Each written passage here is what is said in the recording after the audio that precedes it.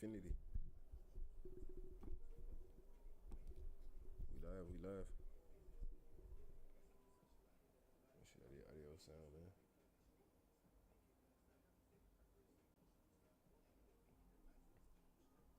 So we back. We'll get into some designs in a minute. First, we're gonna check out a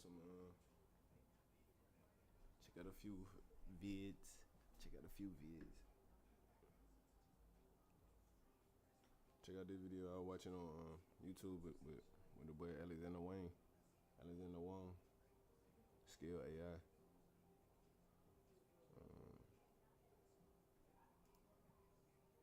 Then Earn Leisure, Market Mondays, Ian Dunlap.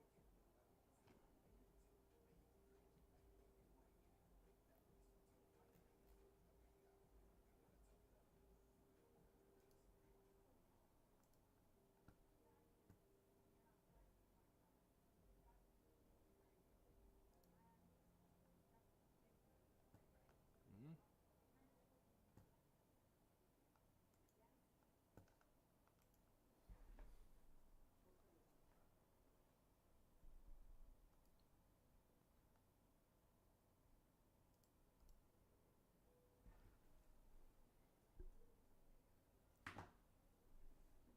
Let's see real quick. So that's it.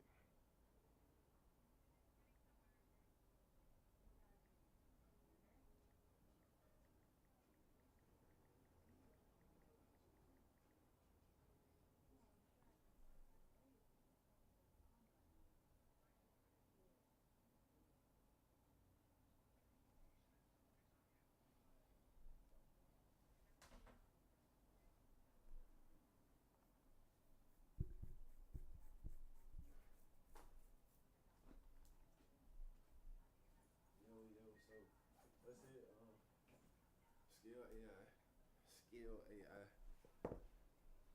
data labeling company. Just received investment by probably like last month sometime, about a month ago. Received a majority ownership, a majority equity position or investment from a majority equity investment from Meta, and the CEO is now leading the new unit at Meta, Super Intelligence Labs. Bro, like I mean, he legendary. Like one of the youngest, if not, yeah, he maybe the youngest self-made billionaire this far.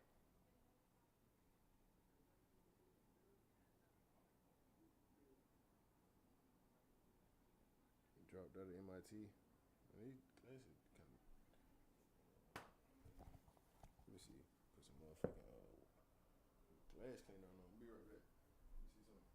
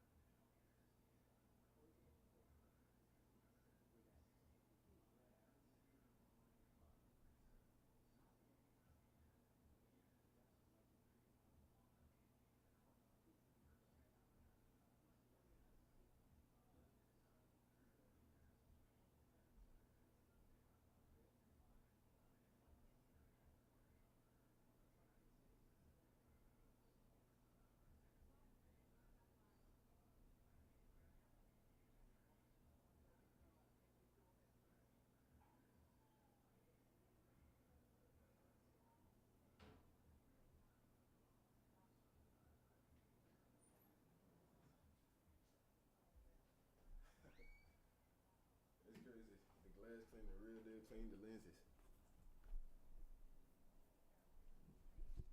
Check me out. Finna get some more frames and get some more frames. Any designers out there? Designers. Yeah, look. Then we just got the check that out.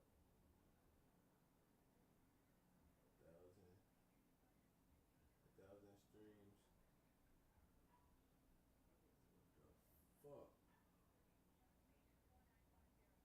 1,000 streams on 1,000 streams.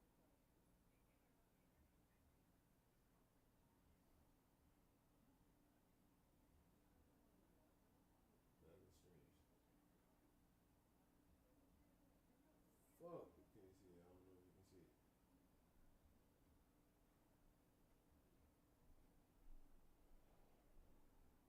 1,000 streams on one of the singles. New milestone. So this shit, like, we got work to do. We got a lot of work to do.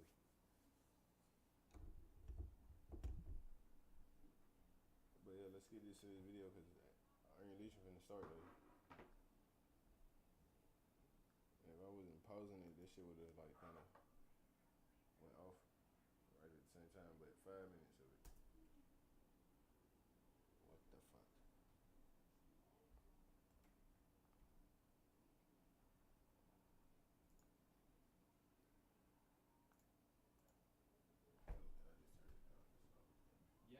I think in practice now we actually like, frankly, we're more part of the Palantir than competitive.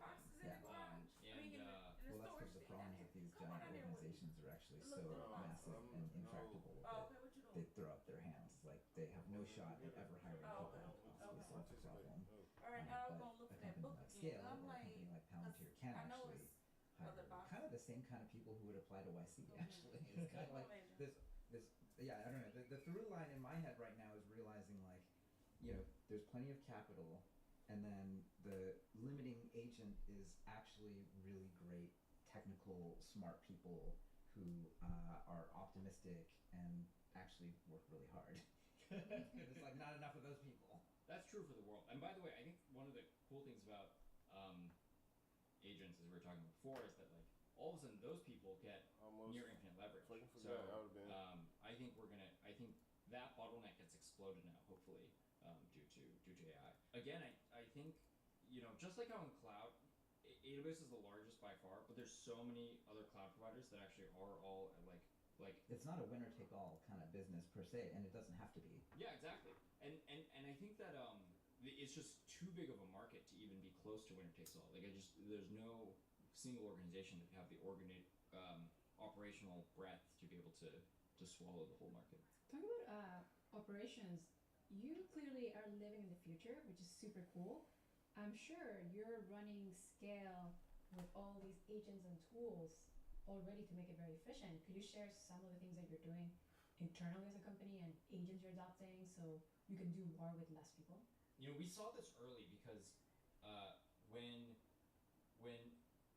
the model developers were starting to develop agents and starting to develop using reinforcement learning, like actual, like reasoning models where the models could actually like really do end-to-end workflows, we were responsible for producing a lot of the data sets that enabled the agents to get there. And then we saw just like how effective that training process is. I think the efficacy of reinforcement learning for agent deployments is pretty insane. So then once we realized that, we realized like, okay, if you can actually like, turn existing human-driven workflows into environments and data for reinforcement learning, then you have this ability to convert these like human workflows, especially ones where you're like okay with some level of faultiness and okay with a certain level of reliability. You can convert those into agentic workflows. So there's all sorts of like, agent workflows that happen in our hiring processes and happen in our quality control processes and happen to sort of just like automate away certain like data analyses and data processes, as well as like various like sales reporting. Like it's sort of like embedded at every major org of the company. And the whole thing is like it's just like mindset. Like, can you identify these like very repetitive human workflows and basically like undergo this process where you convert that into data sets that enable you to build automation tools? What do these data sets actually look like? I mean, for browser use, is it an environment, and then here's a video of a human being going through this process of like filling out this form and decide like yes, no on this drop down or something. I mean, what's a concrete example just for the audience? One of the processes that we go through is like you'll take a sort of like full packet from a candidate, and you'll like want to distill that into like a brief of some sort that sort of like gives all the salient details about that candidate for like decision by a sort of like broader committee. And these kinds of cases, broadly speaking, like deep research plus kind of things are like the lowest hanging fruit. It's just sort of like, can you take these processes that like more or less look like you have to like click around a bunch of places and pull a bunch of pieces of information and then blend them together and then produce some analysis on top of that. Like that process, that fundamental like information driven sort of like analysis process is the easiest thing to drive via agentic workloads. And the kinds of data you need are just like we call them kind of environments, but usually it's just like, what is the task? What is the full sort of like data set that's necessary to conduct that task, and what is like the rubric for how you conduct that effectively? Do you need So I'm gonna go fix my meal. I'll be back. You understand?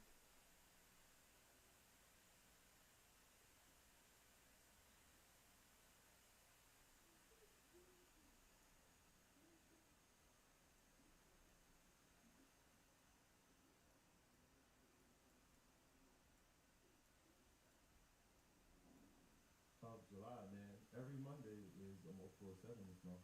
Just so you know. Oh, okay. No mathematics.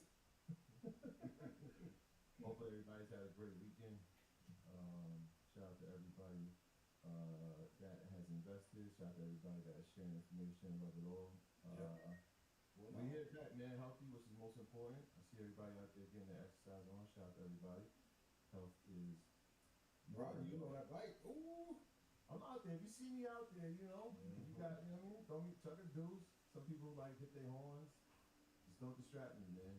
I'm trying to hit some all-time highs here. Appreciate y'all. So shot yesterday. He's out in that track. Still, bro, it's like 96 out here. That's done. Perfect conditions.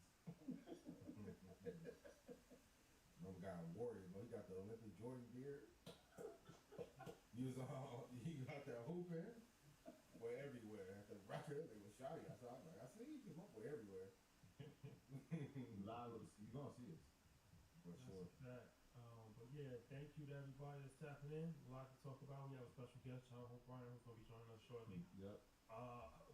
Earn Your Leisure. We got a big episode this Thursday at 6 o'clock. Shout out to 85 South.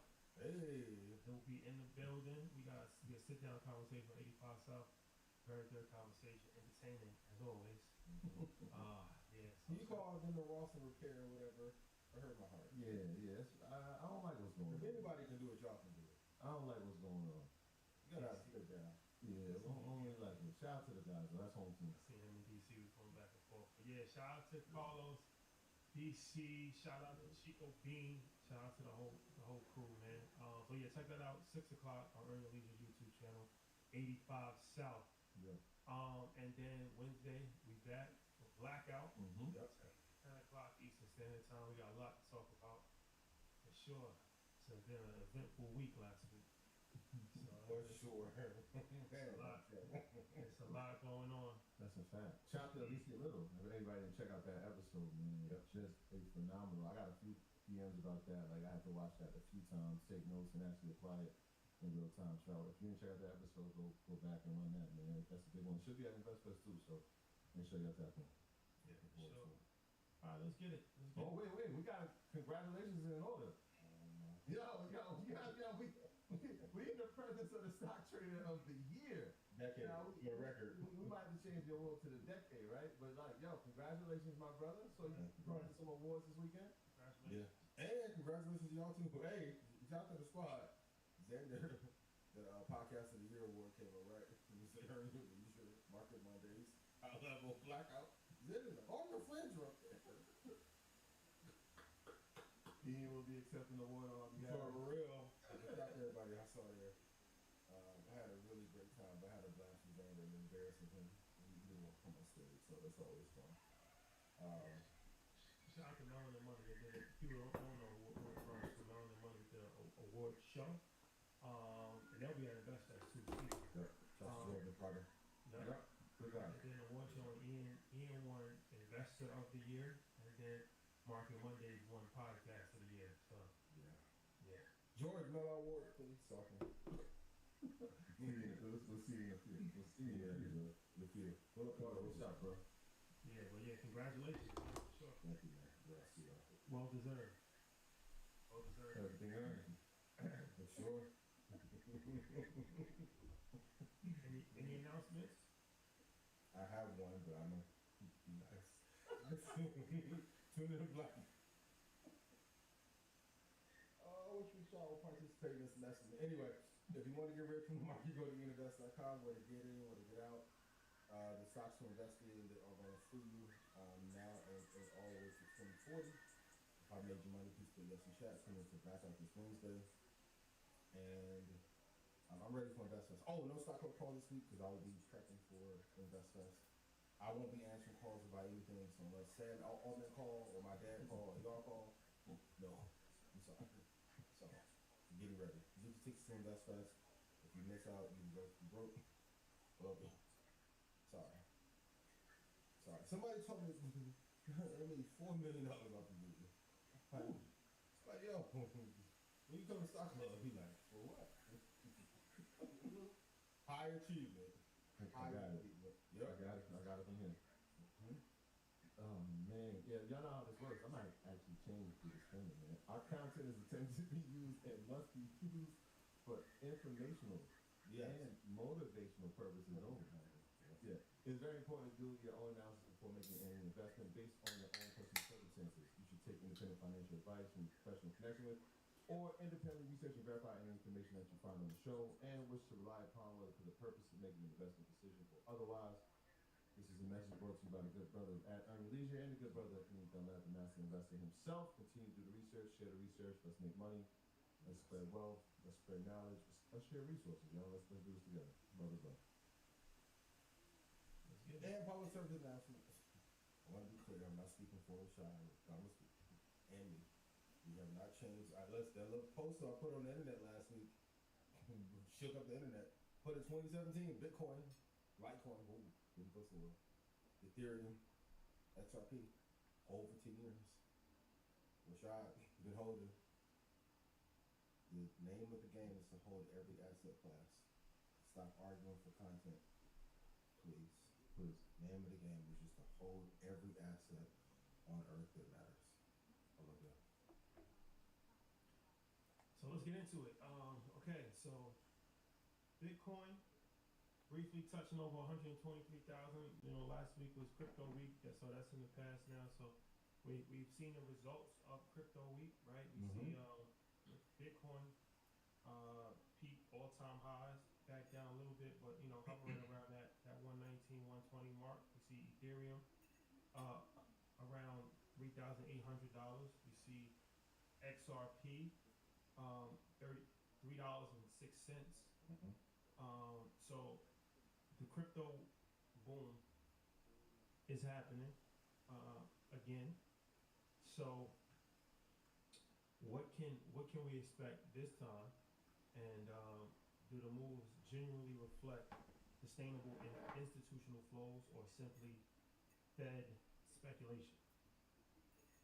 I think, of course, crypto is here to stay. I think what Crypto Week really signified was them taking it over from the people and being an asset class that they're going to own to make sure that they remain in power. And they all, once again, even the decision to own every asset class on earth that matters, I learned that from reading what banking institutions do. So we can't say that it's speculative. I stated before I thought the banks were going to take it over. This confirms it. It also confirms that people don't care about decentralization when there's gains to be had and it being centralized or it being controlled by certain forces. Bitcoin will continue to rise. I think they are the lead. I know some of you who love Ethereum were mad at my Hermione take. I'll say Kobe. Yeah. Say that again. So tired of y'all, yo. Yo, part of Ethereum all year till David Sachs got in office. Cool. Nice bounce. It's still not Bitcoin. But good run. Hold every asset class for 5 to 10 years, the big four in crypto, and I think you'll be A-okay. It's a message we've been screaming forever. So. Yeah, I think I'll just add to that. Just watching where the money's going, right? So one of the things that we talked about is watching the net inflows into crypto. If you've been watching them over the past 6 months, you've seen a steady growth. Nothing explosive, but a steady growth, and that has continued. Obviously, Crypto Week was huge.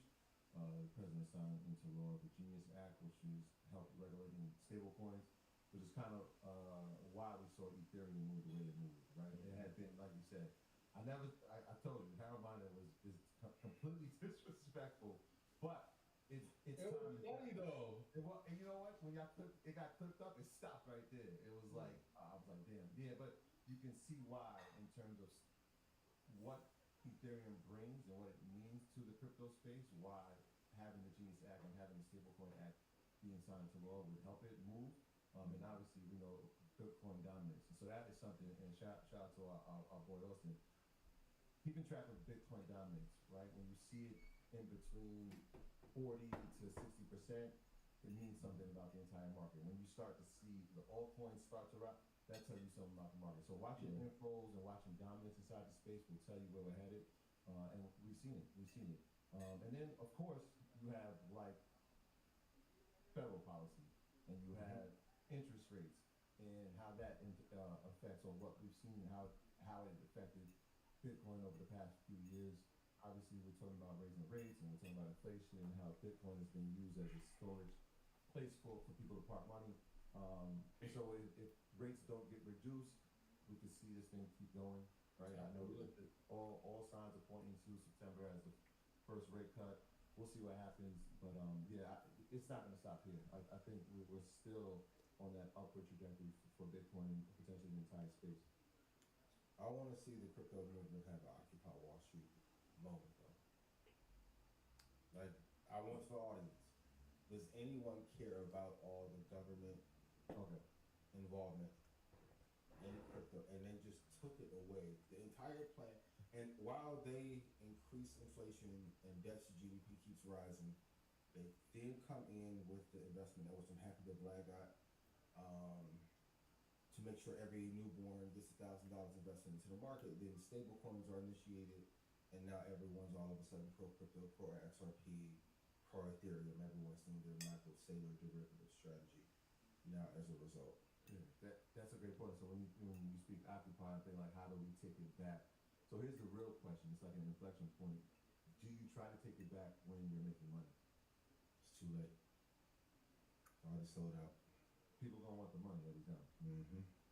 Yep, and the banks know that. Exactly. Exactly. So.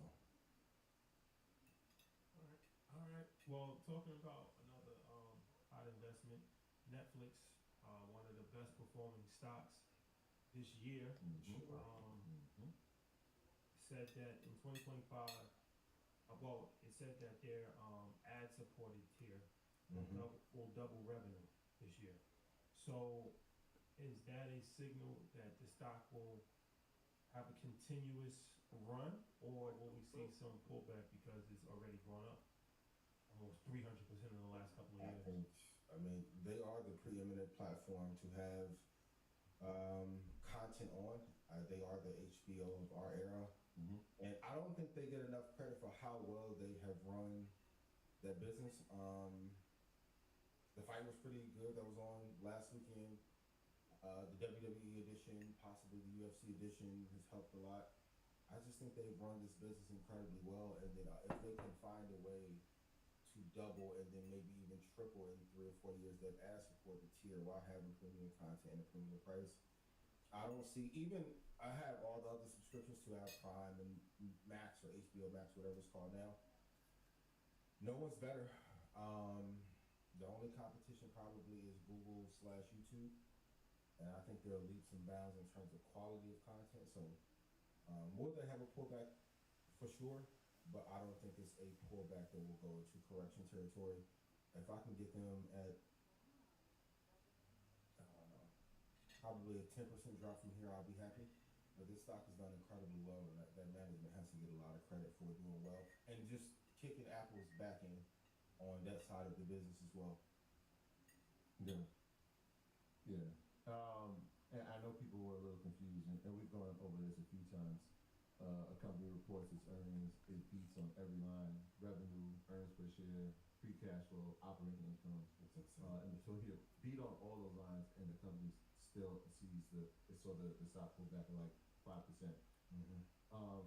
What you have to take into account is where it came from. And so if you look at December when it's sitting around 840, currently trading over $1,200, it's had a nice run up here.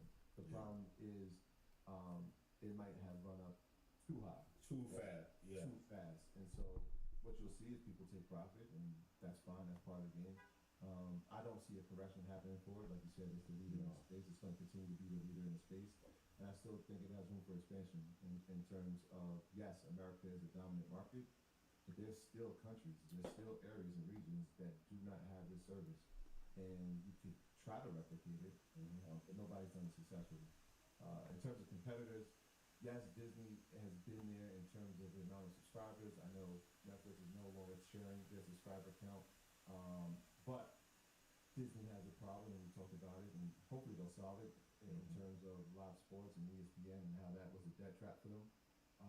And Netflix has solved it. And in fact, they've actually added sports. Like I said, that Absolutely. and you know what they just signed? They just signed Max Kellerman.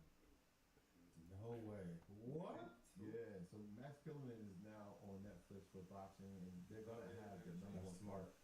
Yeah, we're just months away from it. It's going to be by far the most watched fight of all time. They have that in their belt. Obviously, they're doing football. We'll see what they can do in terms of college sports. I know TNT signed college football, but who knows what happens with college basketball, the way things are looking. So, yeah, Netflix is here to stay. I'd be surprised if over the next year they don't split. I was just going to ask, is it time for a split? I mean, because their 52-week low is what, 588, 587? High at 1340. Yeah, high is 1341. I think it may be time for a split. I'm sure the shareholders who have been there for 10, 15 years may not want it, but it may be time. It may be time. Yeah, it's run that hot. And so now the valuation for the company has risen to a point where who else in the space has that type of valuation? Nobody's near them. Yeah, it might be time. It might be time. Rashad, do you think they should split, or they should keep the price where it is currently? Yeah, I think the split would be helpful, especially if it gets close to that $2,000 range, 1,500. Yeah. Gotta look at that for sure. Yeah. Just a couple stats on Netflix. Free cash flow 8.5 billion. Let's see. Altman Z-score, which I've talked about at Invest Fest last year, but it's the probability of them going out of business or bankrupt. 13 out of 100. Almost impossible. Beta is 1.62, 52 high. Like I said, it's 1341. The stock has been on a absolute tear. Especially in the industry, gross margin was 48%. Their operating margin is 29%. They're netting 24 for a cost heavy. And I remember when the conversation was, is investing in premium evergreen content going to collapse them? They just found a way They figured it out to be better. Yeah, they figured out how to get content at a lower price. You know what it reminds me of, and it's starting to feel like when we were watching Video Report, and it's good is not good enough anymore. Like, great is not good enough They're anymore. so great. Yep. Yeah, to see it pull back after it beat on everything is one of those times where it's like, hey, yeah, they beat. I know operating cash flow is something that they were big on, and it still beat it. Yeah, it only beat it by 300 million, 400 million, but it's still a beat, right? If you're not growing, then you're declining, and they've grown. And so it's just one of those cases. Is good enough? Is great good enough? I'm with them long term. Good sign Fidelity added 1.3 million shares in March as well too. So if you want to see what the whales are doing, them and State Street have added shares. So maybe a pullback if it ever gets back to definitely 900 range. But if we get to 1188, which sounds crazy, it should be a good entry point into the stock. Yeah. If you have not been investing into it. And I gave a great ETF, and shout out to everybody who shout out to everybody that was with us in the class on Thursday. If you look up which ETF has the largest allocation to Netflix, you will find that FDN. It's a good ETF. Performed well for us this year. If you can't get a share of Netflix at 1,200, that would be a nice alternative. Look at you giving back to the people after you see what I'm saying, man? Keep going. I'm just trying to get nominated for Trade of the Year, man. Shotty, what's the Chinese ETF?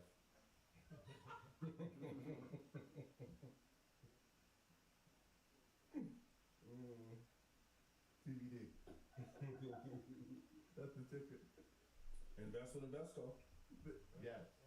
Yes, you should. Royalty Online, I saw it good. I said, ooh. Invest with Invesco. Do you still think that we will see a pullback in the summer, or no?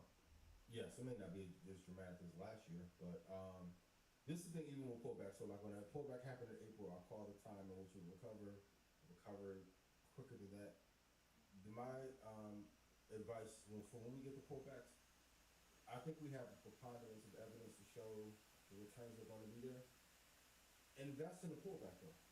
A lot of times, how many people do you know who watch the show and be like, well, I saw the move in April, but then I missed out.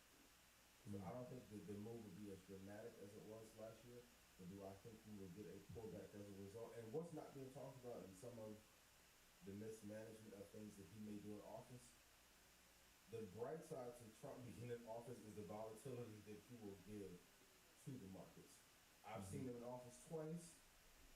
Trading is dramatically different and more volatile with him in office, but man, the returns are way higher.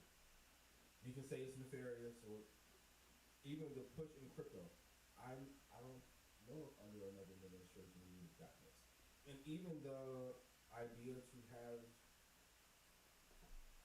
kids automatically invested into the stock market is a brilliant idea. I don't know if another administration would have done that. So, will it be as steep? I don't think so, but we definitely will have to pull back on it. Yeah, you put a thing on that $1,000 too. You see it? Which I talked about this before. Like from everything money-wise. Yeah, from a historical standpoint, since 1980, August ranks as the weakest month for the S&P with a flat to negative average return. August 1st is the deadline for tariffs for the EU and I think a few other regions of the world. And so depending on how that goes, they said they're not going to push push the goal line any further. August is going to be the hard deadline. And so we will see a cash fruit, and this will hold true as well. We saw pullbacks in April. Like you said, I don't think it'll be as drastic. Yeah. And then from another historical standpoint, post-July strength, so we've had a positive July this year thus far. $1,000, bro. That shit, I don't know. Y'all know about compound interest, bro. Mild. $1,000 when they born into the S&P. What? Especially when the sentiment valuations are strengthening. So 10, 20 years, man. That shit, the S&P gonna be we're gonna see what happens. Crazy higher. Like tariffs that were enacted in second quarter. I'm saying that compounding interest they have, man. This is a big week, obviously. Tech companies gonna be reporting. And marketing, he put his signature on it.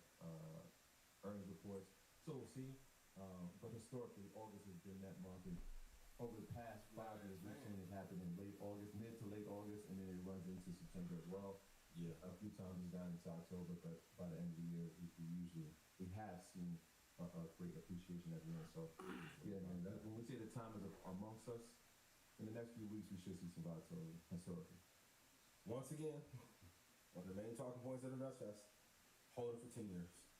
Go look at the return of Broadcom, QQQ, Bitcoin, AMD, NVIDIA, Microsoft, Everything. Apple, Netflix. All of it. All of these issues go away if you hold 15-year period. It's not the sexy advice that you want to hear, but if you want to get rich, Consistency. that is definitely the advice that I'm going to give to you. Even if you think you don't have 10 years left, make sure that you have your trust set up so it rolls over to your family. But all the short-term concern, that goes away with holding a quality asset for a long period of time. For sure. Yeah. Indeed. No. All right. So, do you think that, talking about crypto, do you think that a digital asset will ever dethrone the U.S. dollar as the world's reserve currency? Fuck no. No, but I think it will help stabilize our dollar as the value of it has decreased. I don't know, because my little banking friends won't tell me nothing no more because they don't really run and tell me right here. But I do think the implementation of stable coins at some point and how they're involved in crypto is going to be done to help stabilize the dollar. I don't know because of the oil and petrodollar regime if they can transfer the petrodollar agreement into crypto. But I don't think a country can afford to make a digital currency its primary currency if it's been running this long. Shai, you're a historian, so I don't know. You would know more than I. I just think politically that can send some shockwaves, and then I think other countries could pose and posture themselves. Like, hypothetically, if we went to Bitcoin as a national reserve, wouldn't that make Michael Saylor automatically king? So fight amongst the kingmakers already. It's tough. So those are parts of, and that's above my pay grade. Like, you can build a bird. Ooh, I want to smoke. But those are conversations you have to think about. If we're going to change the entire structure of what currency looks like and how we exchange, even if it should be done, if other people own more of that asset more than the Federal Reserve, which is Problem. You want to take it? Yeah, I mean, well, we at some point in time, the American dollar is not going to be the world's reserve currency. It's not going to be that forever, right? Yeah. It might be 10 years, it might be 1,000 years, who knows? But that's what we know, right? Like, the reason why it's the Shout out world's Michael's reserve currency strategy, now for sure. is that it was agreed upon, and America, superpower, world's strongest nation, right? So, bully pulpit.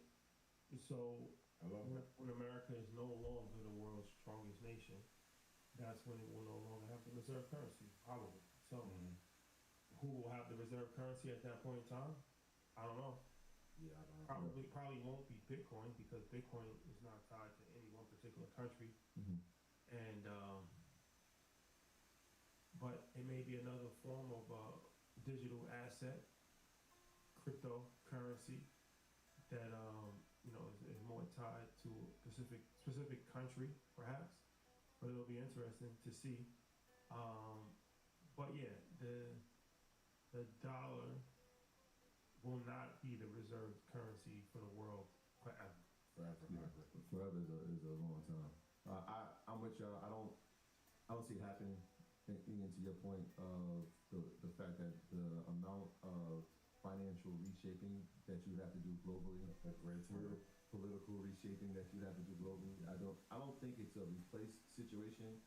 I agree with you, Shadi. It's not a forever thing. I think in the short term, I don't maybe in our lifetime, who knows? Maybe we'll be here for another 150 years. I think it's a mixture. I think it's the dollar plus a digital ecosystem. I think it's a long way. Because even if you think about stable coins, what makes it stable? The dollar. Right?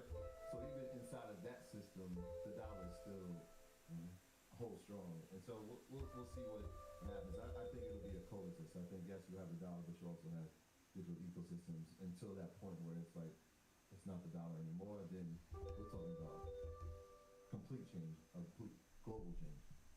Was Web3 a failure? You know what, somebody was talking about Web 2, Web 3. The definitions have changed. I don't know if it's a failure. That's it. See, the reshaping, the reimagining. The reimagining. The way it did the recession. That's the tricky part. We're just in interesting time. And to your point, when the forces were stronger, we still had the strongest military presence on Earth. but if BRICS adopts or creates a digital currency, how does that look? A lot of this has to do with timing.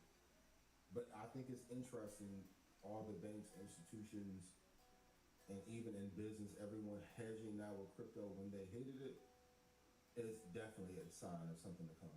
Yeah, I think that the new idea of Web3, maybe it's the old idea, and it's been reshaped, is the fact that today, presently, we interact with the internet, and going forward, we'll have AI agents that will interact with the internet on our behalf. It won't be us typing, it won't be us typing searches and creating, those things will be created for us through AI. So that is the Web3. I can't say we failed yet because we didn't get there yet, but we're on the cusp of it for sure. To Chris Johnson's point, the value of the dollar has fallen 96% since 1913, so it's not that much room left for it to go to.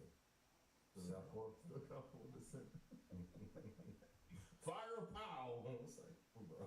So you're saying there's a chance. Let's talk about Block. Yeah. That's a company, obviously, used to be Square. There was a lot surrounding that. At one point in time, you said that Square was going to be the next JP Morgan. Chase. They killed my career with it anyway. So one shot. But you get everything else. We have Jack Dorsey. Coming speaking at InvestFest. So maybe that's a question that we can ask him as far as the roadmap of what happened to the stock. But okay. Going to build a burger. I don't know if you can tell it.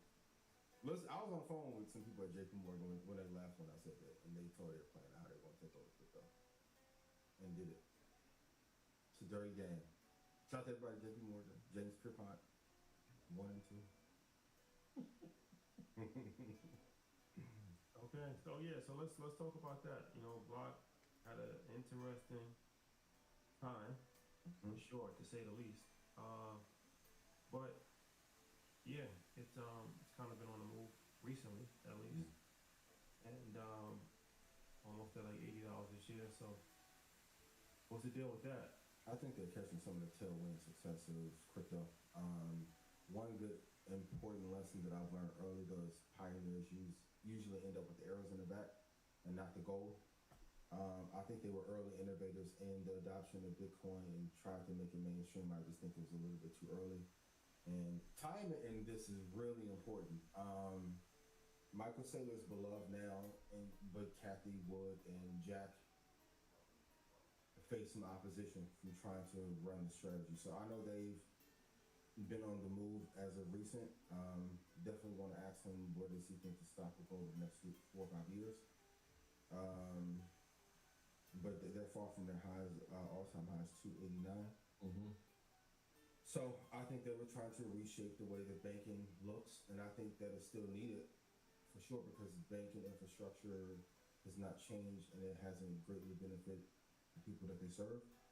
And that's why I think you see Ethereum come in, Bitcoin come in, Michael Saylor. And all this is really arbitrage on you're not getting enough return for the people that you're serving.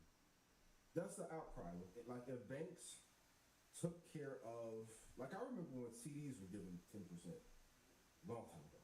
But I remember there was a time where like a CD was a safe investment and you can get a good return. I think the desire for NFTs, meme coins, crypto is that the returns are not high enough while the job market is falling apart, while inflation is running at an all-time high. So I think the core of all of this is banking not doing what they're supposed to do, and not taking care of the constituents the way that they should.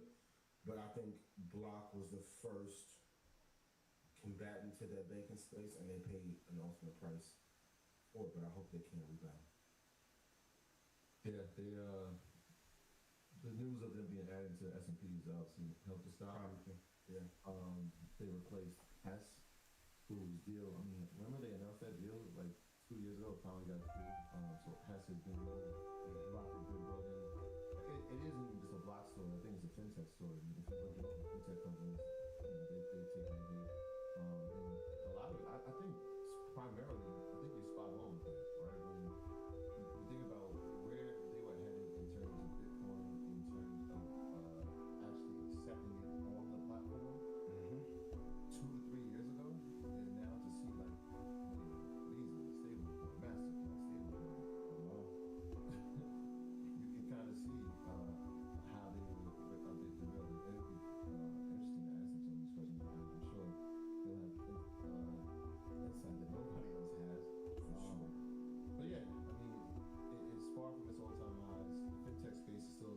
I'm not touching fintech, just because of What the fuck? obviously. Wait, none of fintech? Visa technically, it's a laggard.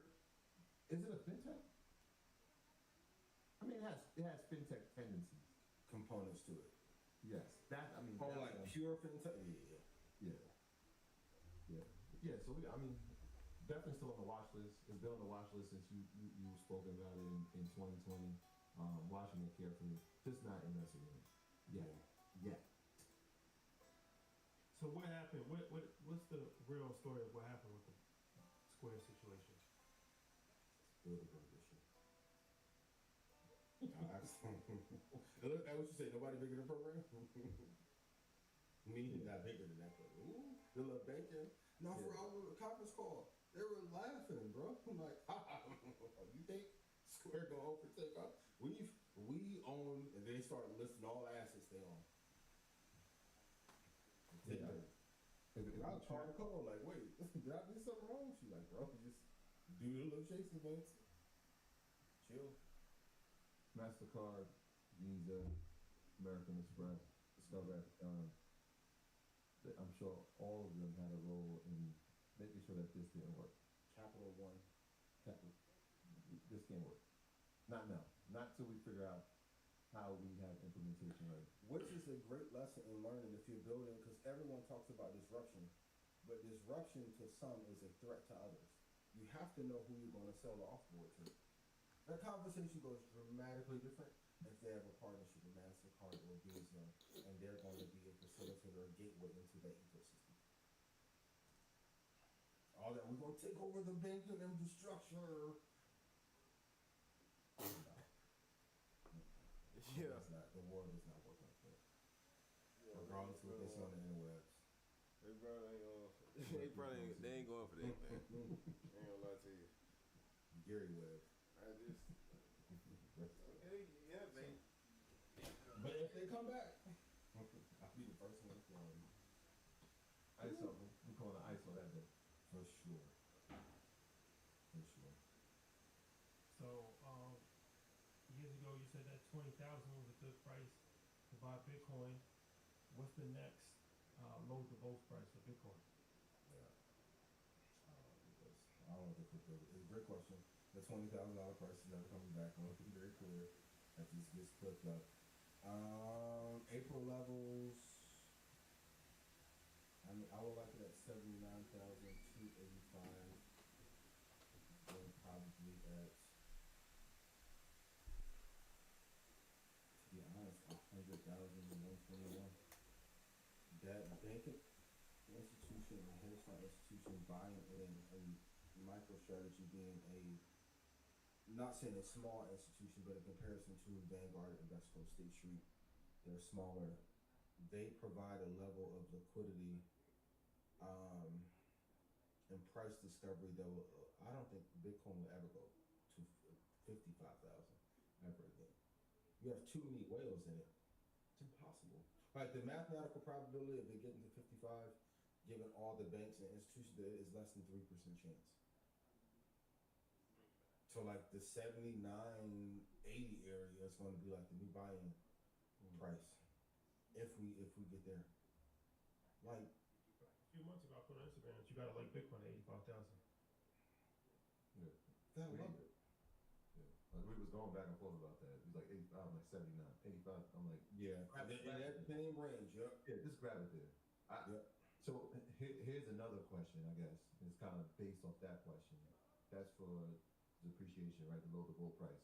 Mm-hmm. As the Fed rate, and I know there's a lot of pressure on Powell, and I saw some of the memes. They're crazy. They call him up in the Coldplay joint. That's hilarious. The Coldplay meme. If he doesn't lower rates, how can we get here in the next couple months?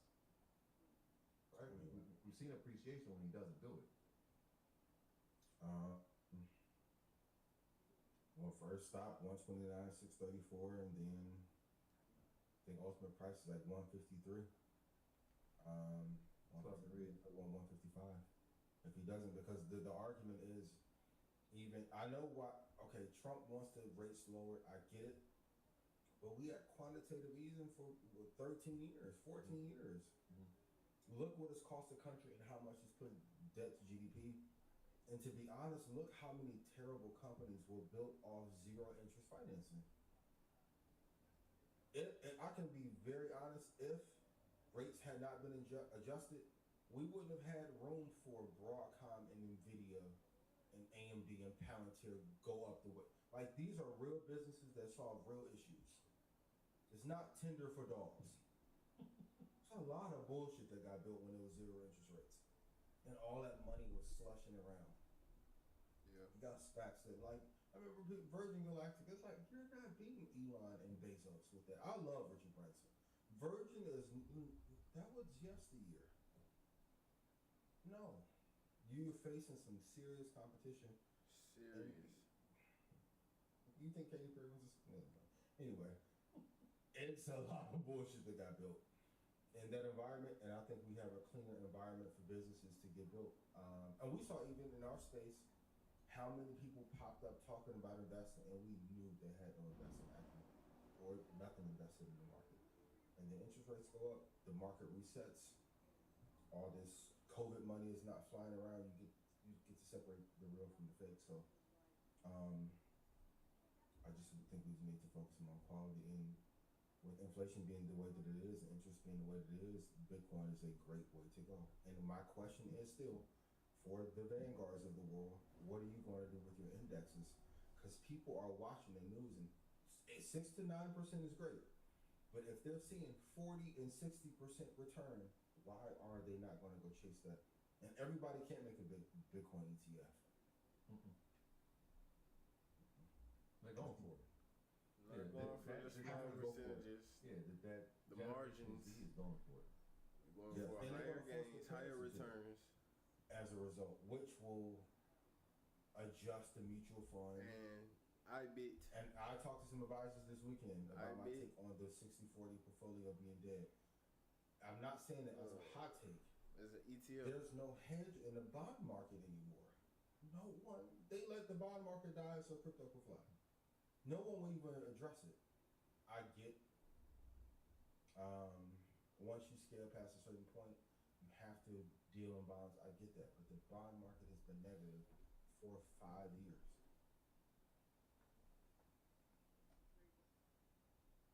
If you have an uncle or a grandma who's 60-40 and has $5 million in it, and she lives in upstate New York, it's really hard to tell her to stay invested in that when crypto is taken off the way that it has, or just what 25% exposure would have done. So, well, whatever.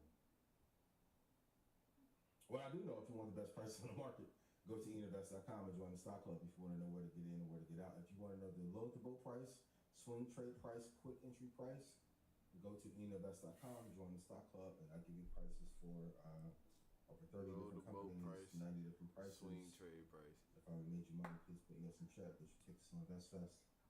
It is the most important year, for sure. Get your tickets to InvestFest. In the history of InvestFest, for you to be there. That's a fact.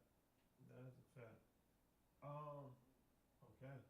So, what is the halfway that people should do as far as putting money away into the stock market? Like, how much of their check should they be putting into the stock market? Quarter. You want the safe answer or the real answer? The safe answer is whatever you can afford to do. The real answer is if you don't do 25%, they're going to inflate away any possibility of you being wealthy or free. They want a soft serfdom. Even the universal basic income idea that's being floated around, I think that it's going to be available for only certain citizens. In the same way, welfare has been taken away, but corporate welfare is running rampant. You can't even depend on that because we don't have the money to do so.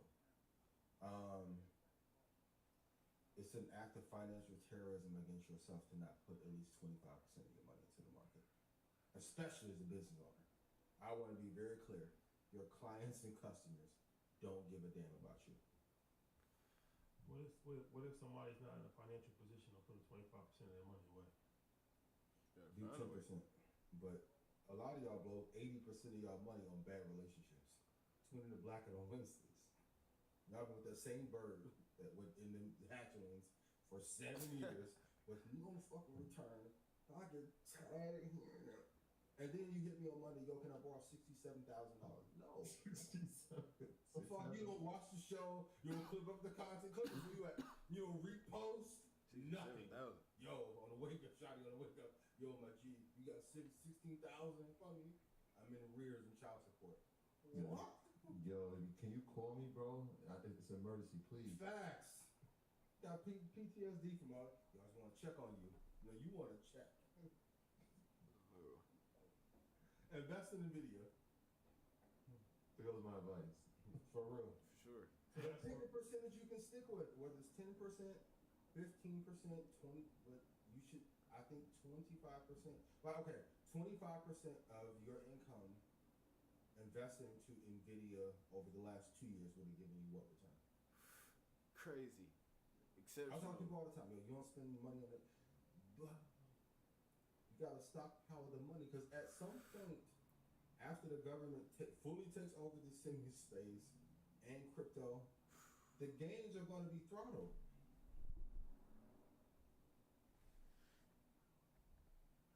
Every time that bill for Congresswomen and congressmen should not be able to front trade stocks, and that should get battered down on the tumble every time. Why? They getting all the gains up the market. Nancy Pelosi isn't even number one. She's not. That's the crazy part. They always pick on her. Man, there's some people out there. Ooh, what? Yeah, she's not. One of the greatest though.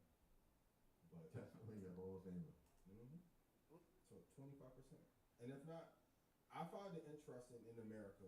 They tell us it's too expensive to invest 25% of your income, but every company on earth finds a way for you to run negative. For sure. Sale on Saturday, Amazon sale, Prime Day sale, OnlyFans sale, Instagram ad. Y'all got a sale for every, which is a way to siphon money out of your account, which is more than 25%, but you actually making money for you is an issue.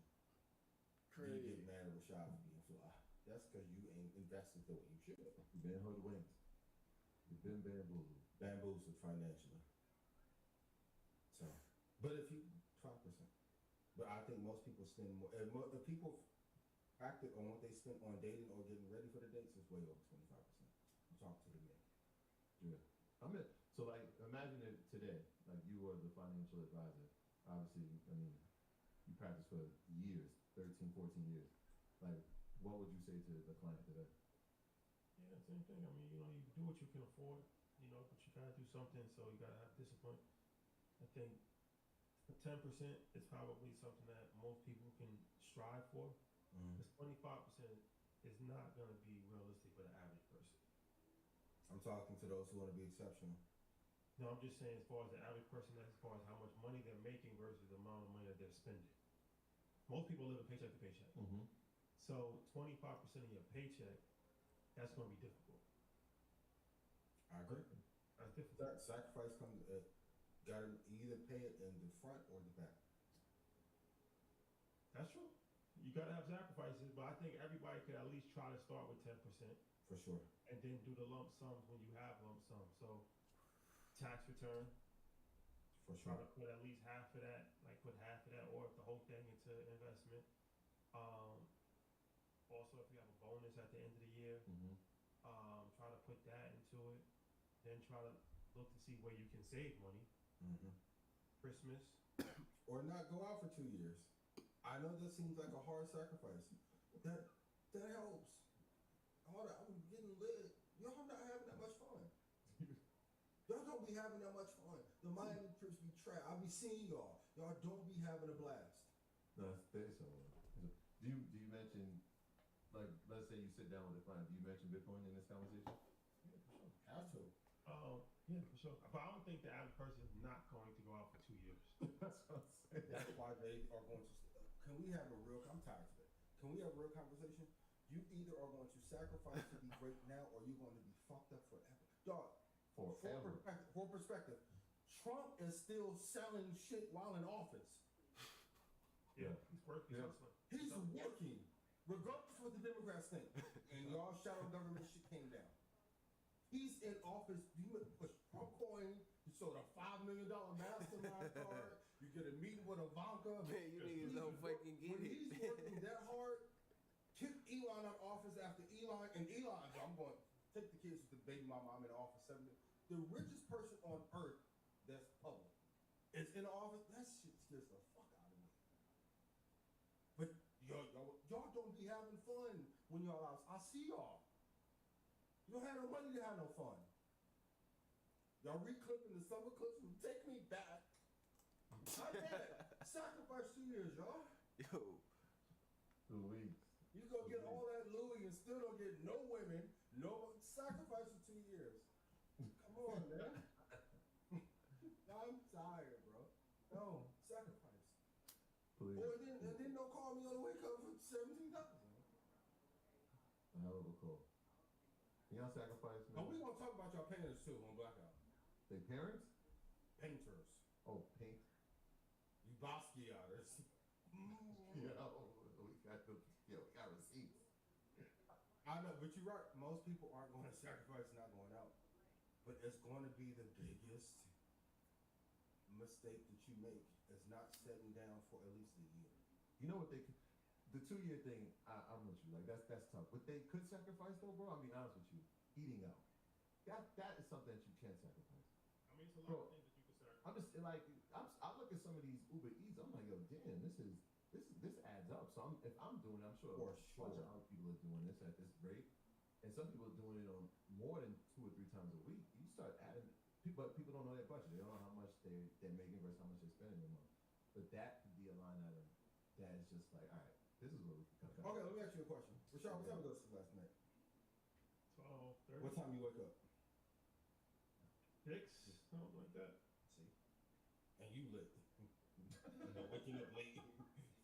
Y'all was in Connecticut. What you at? I went to one reel. You in Connecticut speaking. Then you turn around. You at the basketball. Oh, by the way. You gotta make a. What's your secret to success? You don't have to take my path, but at some point you gotta sacrifice. Even in the league, the people who sacrifice and just stayed on their craft, there may be players that are better, but they're outside a whole lot and they're out of the league or not doing as well. Well, I will say this: when we talk about Christmas, 36% of Americans took out holiday-related debt in 2024 season, averaging $1,100, almost $1,200, up from $1,000 in 2023. Among parents with young children, that rate is 48%. And 6-figure earners carried the highest average debt of $1,500. According to Debt.com, 66% of surveyed Americans expected to go into debt this holiday season compared to 50% in previous year. And then there's a whole bunch of other stats. So I think it's a matter of having discipline to say, okay, I'm gonna put away X amount of money every single month. When I get my tax return, I'm gonna dedicate half, the whole thing, to that. I'm gonna cut back on things that I know I can cut back on. Yeah, going out, restaurants, Christmas. That's important. Crazy. Then you get to Van Cleef and see what you for Van Lathan. Christmas, Valentine's Day, all of these things. All of these things are causing financial Graduation. hardship. Then the vacation trying to flex. Clothing. Yep. Yeah. And they like to see you got caught up. Then you pay for the extras, the Coldplay tickets. You don't have You can get caught up and then lose half your fortune. lose it all. Lose half your fortune, lose your job, Crazy. lose your family. In y'all contract, y'all gotta have them. That has certain waivers out. They said, nah, leave of absence. No, resign. So yeah, I think it's a matter of just a variety of different things. But yeah, cutting back on when you can. Alcohol consumption, that's costly. And I'm just saying this because I have a couple dollars and I don't spend on all the shit that I could have spent on. I told you 2 years ago when Kyrie said, "Yo, I'm broke. I don't have enough money." Me and Dom looking fucking Hollywood Hills, Eagles, and shit flying. I'm like, "How you broke?" Nah. What? Watch what John Hope Bryant say. The amount of trees that people are smoking. Yo, I'm in and buying somebody, yo, bro. this is a lot of smoke in the air. Like, A lot of premium how much are we packaging. spending on a daily? How much we spending on? That's why I was looking at all of them, but ooh, Yeah, no, not. I'm just saying, it is expensive. it adds up. Yeah, it adds up. Yeah, but the Bud app definitely is that's a major expense. So yeah, you gotta look at it. Sneakers, Mm-hmm. that's a major expense. It's expensive. That's on my item line. I'm just gonna be honest. Yep. So, So but go to Ghana. Cost of living way cheaper. Arbitrage, just more international. I'm seeing a lot of people talking about going to Spain. to Spain, Just saying. Mm-hmm. Yep. Cost of living. So we just saw. Oh man, I forget her name. She just moved the whole family there. We actually spoke at her event in Puerto Rico. Mm. Yeah, Yeah. something going on over there. Okay. At some point, you decide to make you can either make the sacrifice early or if you're older. But the hard part with that, and we talked about it last week, even when you get to whatever goal or amount that you think is the amount that you need to be okay, they inflate that shit away. So let's say you wait 5 or 6 more years. Maybe there won't be an Nvidia to get you 500 or 600% return. Maybe it's Anduril at that point. But what if Anduril IPOs at $350 a share? Because of Palantir's success. It's not even as many IPOs. It's been a dry IPO market. It's tough. It's tough. And the ones that are making it through, I mean, like you said, we saw Circle, we saw Chloe. I'm sure Andrew will be in that same line. OpenAI eventually. Taking off. Yeah. BS. Whatever you can afford. 10%. 5%. Why not having a Stripes IPO? It's the window. Generational miss. They had them valued at over 130 billion, and now What? It's timing. A lot of things in business is timing. And that's why I be so big on execution. Straight Like, was okay, up at imagine if we tried to 130. wait 3 years after the idea to do this show. Would it have been as successful? Yes. As successful? Probably not. You gotta decide. Rashad, okay, you posted the clip of when you were doing broadcasting on early access. All that prep helped you for the Steve Harvey interview. You sacrificed in. You could have been at La Motor, you know, having a time. yo, why do you What? I'm just trying to figure out why my episode didn't make it up there, bro. well, that's the first I posted the I was first joking, I was episode. joking. First one. No, that was real. That was the first interview that I had ever. Sacrifice. Yeah. No, it's facts. No, Facts. that's sacrifice. That's important. Mm-hmm. The Treasury Secretary has said that he's calling for a review of the entire Federal Reserve System. No, God. Should I listened to it earlier, but yeah, shit, I guess I ain't interpreted it that Whoever way. you gotta call on Oh, Federal catch that Reserve in bitch. St. Louis or wherever, just call and apologize. A couple names: FDR, FR. Them FRs, Frank Lucas. That FR, that's above my pay grade. All I will say, that's not a opponent that you want to have. It is not fair for anyone who's won against it. Mm-mm.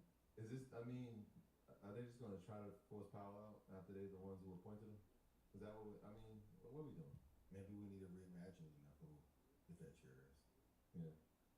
But I think Powell's done a great job given all he's had to handle. Since he's been in, it's a lot that was put on his plate. I don't think there's a playbook. I know Bernanke had a lot to deal with the financial crisis, but I think we've had evolving and rolling crises since COVID, and he's handled them pretty well. He's done a phenomenal job. For sure. Yeah. There was, I mean, think about the conditions that he's had to face. You're talking about the pandemic, you're talking about a brief recession, you're talking about administration change. He's handled all these things. You talk about inflation, stagflation, soft landing. And here we are, S&P all-time high. Like he's managed this pretty well. Yep.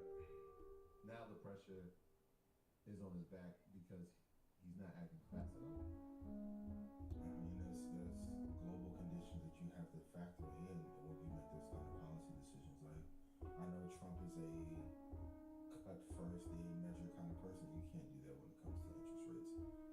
just entirely like the tariff thing halted businesses. And if we look, the level where we're at in 2025 is kind of similar to where we were in 2007 and 6 and briefly in 2000. It's like the average for this decade is around 5 and some change. It's not like how we were in the 1980s. Like you can't. And once again, from 2008 till 2015, the interest rate was at 0.01. You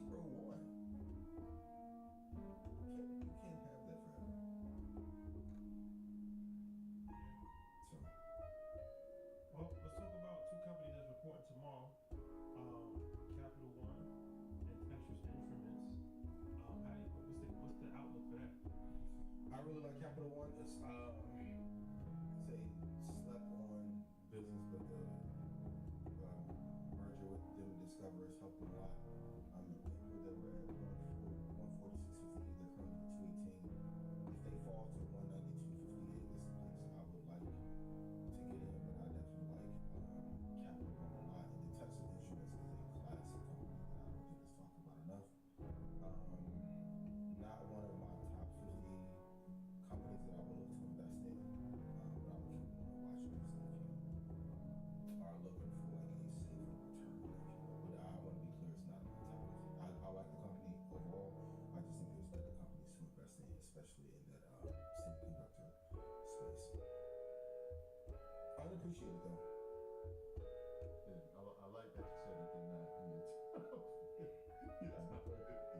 Yeah, I mean, all semis, and I said that's the number one space. All semis are not the same, but they're not creative. But if you look at the returns for Texas Instruments, especially since April, like when we had that market, Sure. it hit its all-time high. It's not sitting far from it. So like the thing is, again, I'm more concerned that people know what Texas Instruments does in terms of semis, right?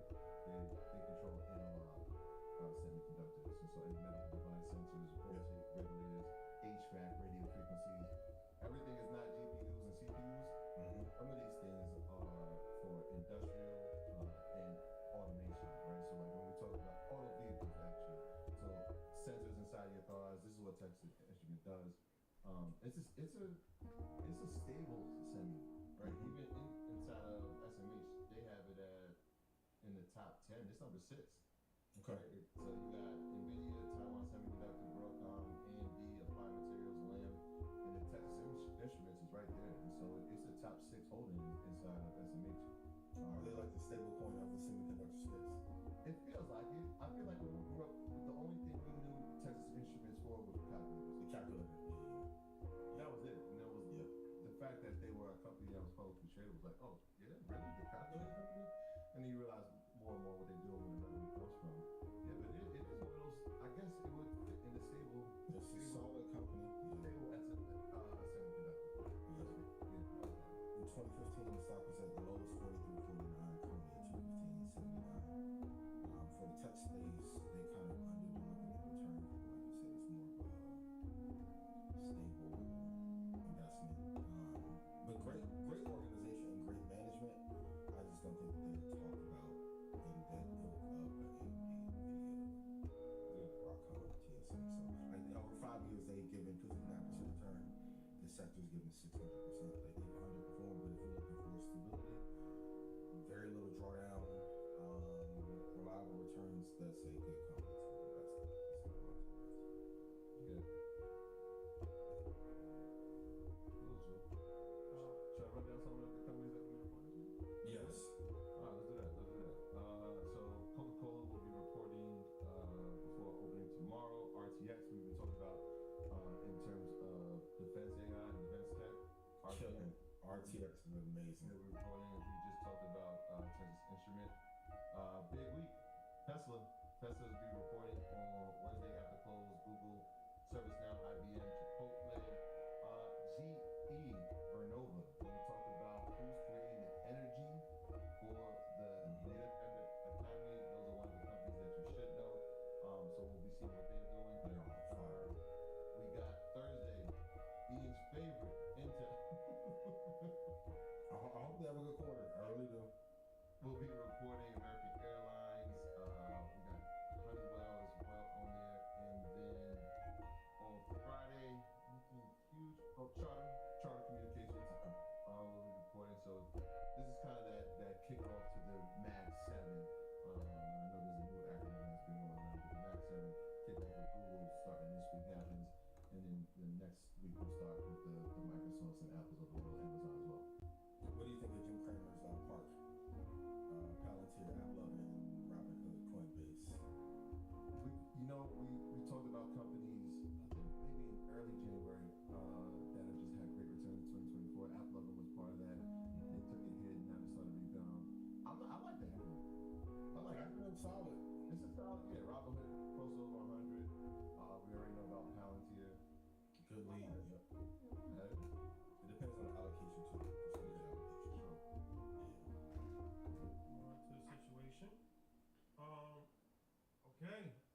our guest here that's about to join us.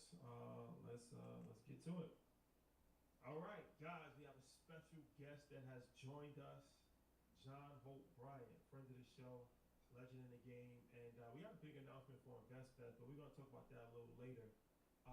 First, anytime that we get John on Market Mondays, it's always an honor and a pleasure. So Absolutely. there's a lot InvestFest, I going know on in it. the world, so Yeah, I think but it'd it be would, appropriate if we man. ask I him a fuck few with John questions, Hope get Bryant, some man. insight on how he's seeing things, if that's okay. So first and foremost, thank you for joining us. Appreciate it. My honor. Infinity. And kudos to you. As I said to you offline, kudos to both of you for going to the motherland, Africa. I've got Mandela's prison number right here. I hear it every day. And going to China thereafter. You got to go to know. You have And to go to all that the- you read, all that stuff, I'm sure that once you went there, your mind was like, okay, this is a whole nother thing.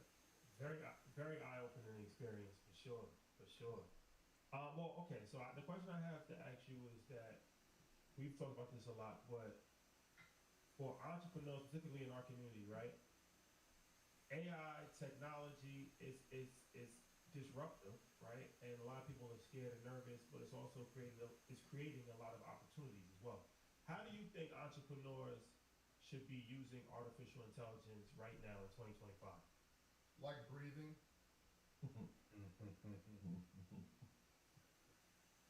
somewhere below God,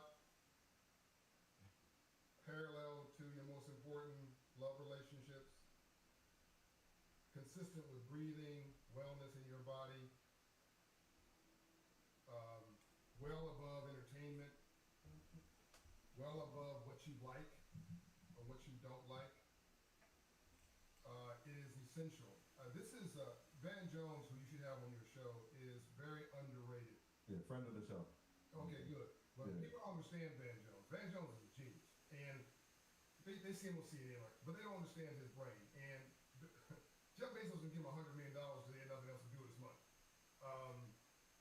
I just saw Jeff last week, actually, with Van. But a lot of the guys you were talking about it before, I just saw him last week. Van says it's for basically intelligence, and I agree with him. God, the supreme intelligence, nature, biology,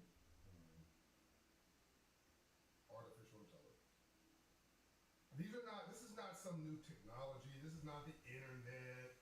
This is not some app. This is not, going from cassette tapes to DVDs. This is not Blockbuster to Netflix.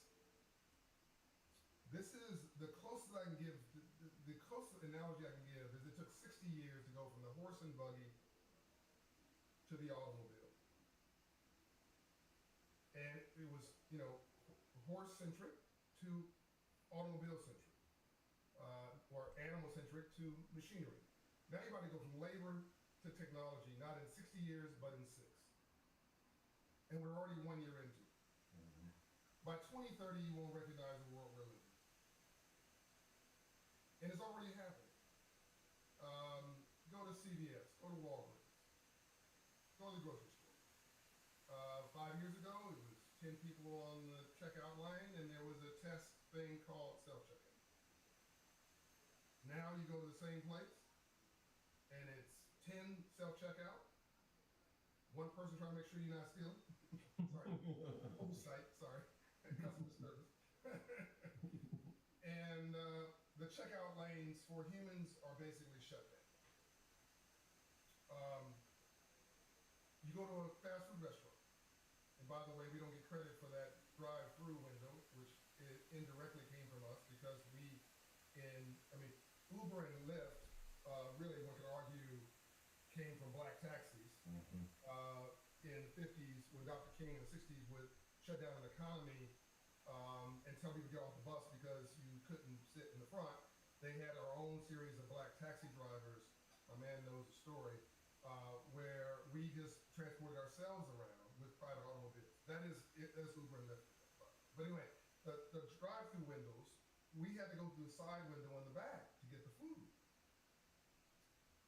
I can't prove it. We certainly get the patent.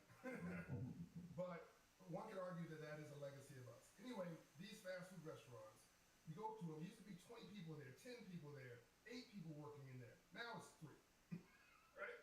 And it's in robotics. And I was in Amsterdam going to somewhere 3 months ago, and you know, you go to the Atlanta airport, and you got too many of us with a high school education and a phone and a smartphone being used as a dumb phone, and we're sitting in the corner where the wheelchair drop. You know, you push the wheelchair, and they're sitting in the corner between wheelchair pushers, doing this, scrolling the phone on entertainment. That you're whistling past the graveyard. Your job is dead. You just don't know. I'm in Amsterdam.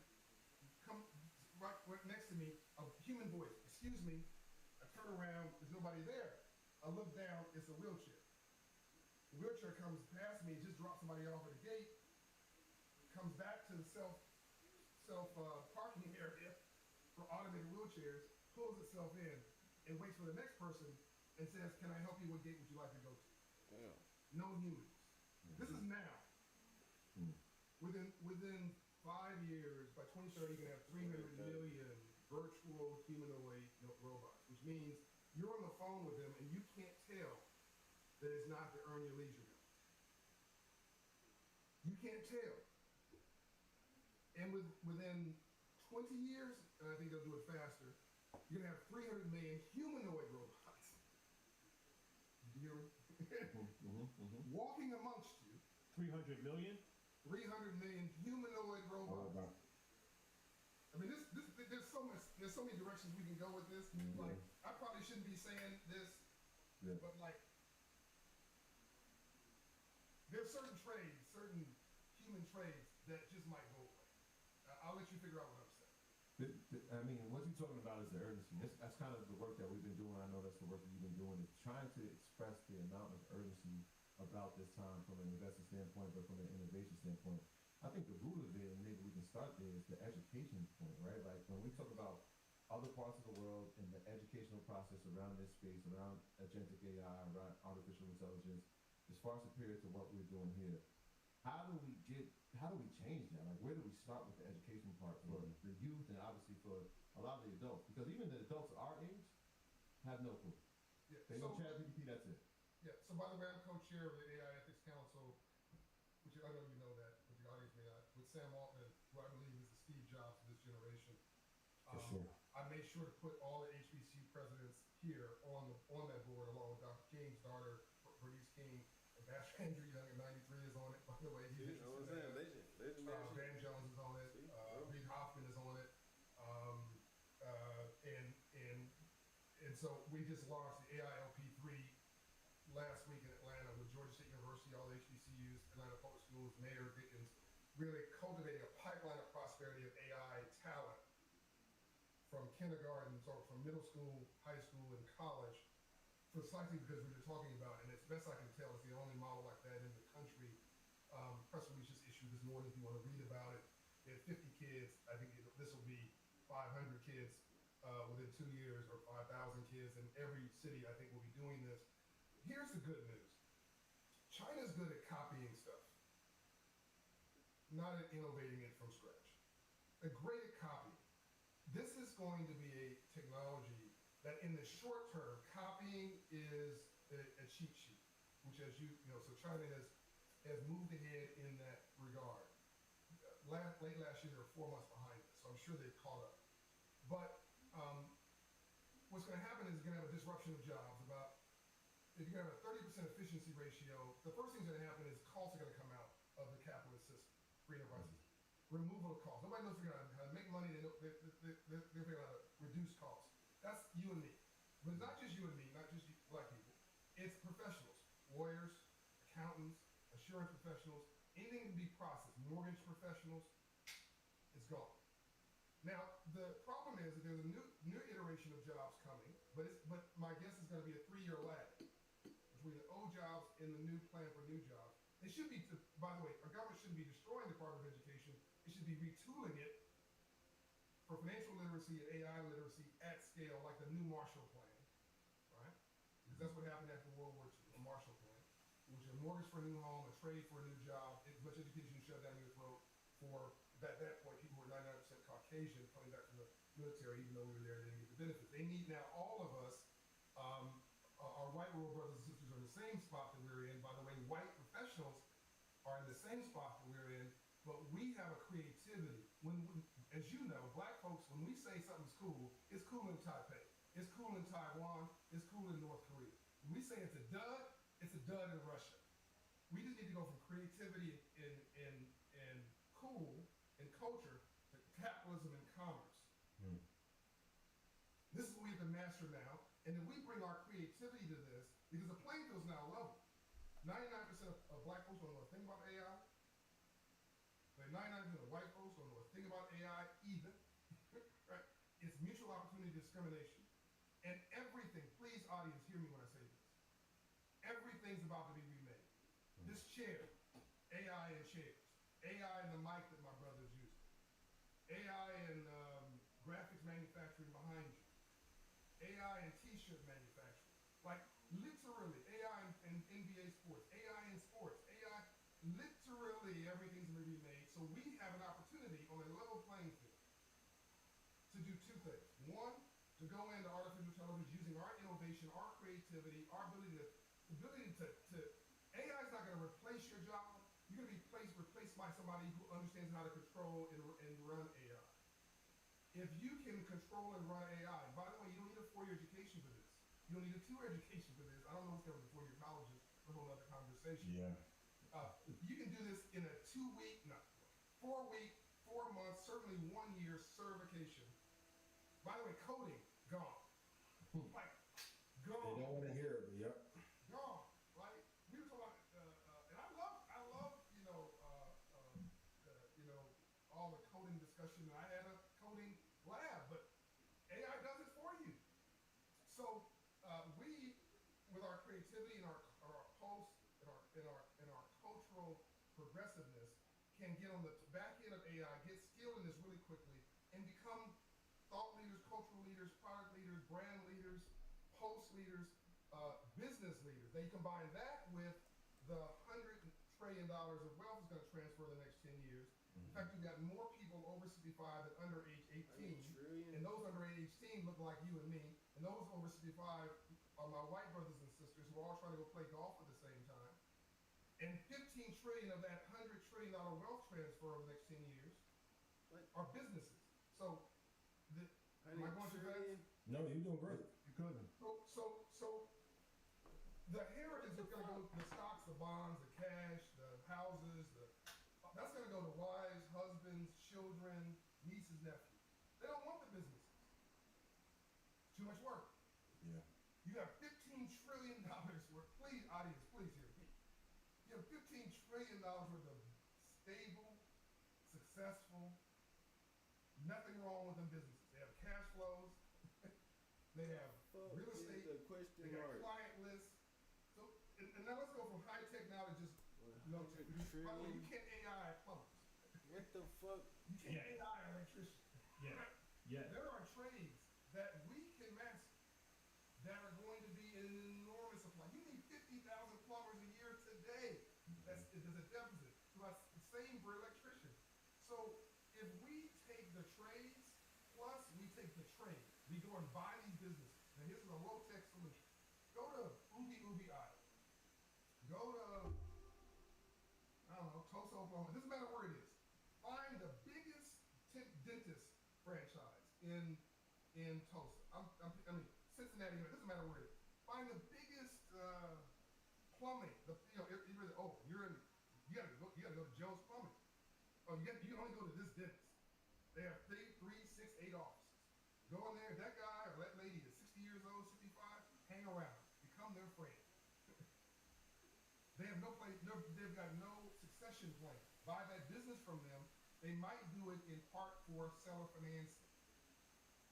You got stocks, you got real estate, you got cash flow, you have a customer list. Why are we starting a pizza restaurant with a $50,000 GoFundMe campaign with a 78% possible failure rate as a startup, when you can go buy a $5 or $10 million business that's proven to be successful, that has assets. And by the way, Wall Street will finance the majority of that for you with non-recourse financing. Well, can you, let's break. Can you talk about seller financing? Can you talk about non-recourse explain that to the audience if you can. Yeah, so some people heard that I sold Promise Homes Company 2 years ago, Christmas Eve. Yes, I work on Christmas Eve. And I sold it for $121 million.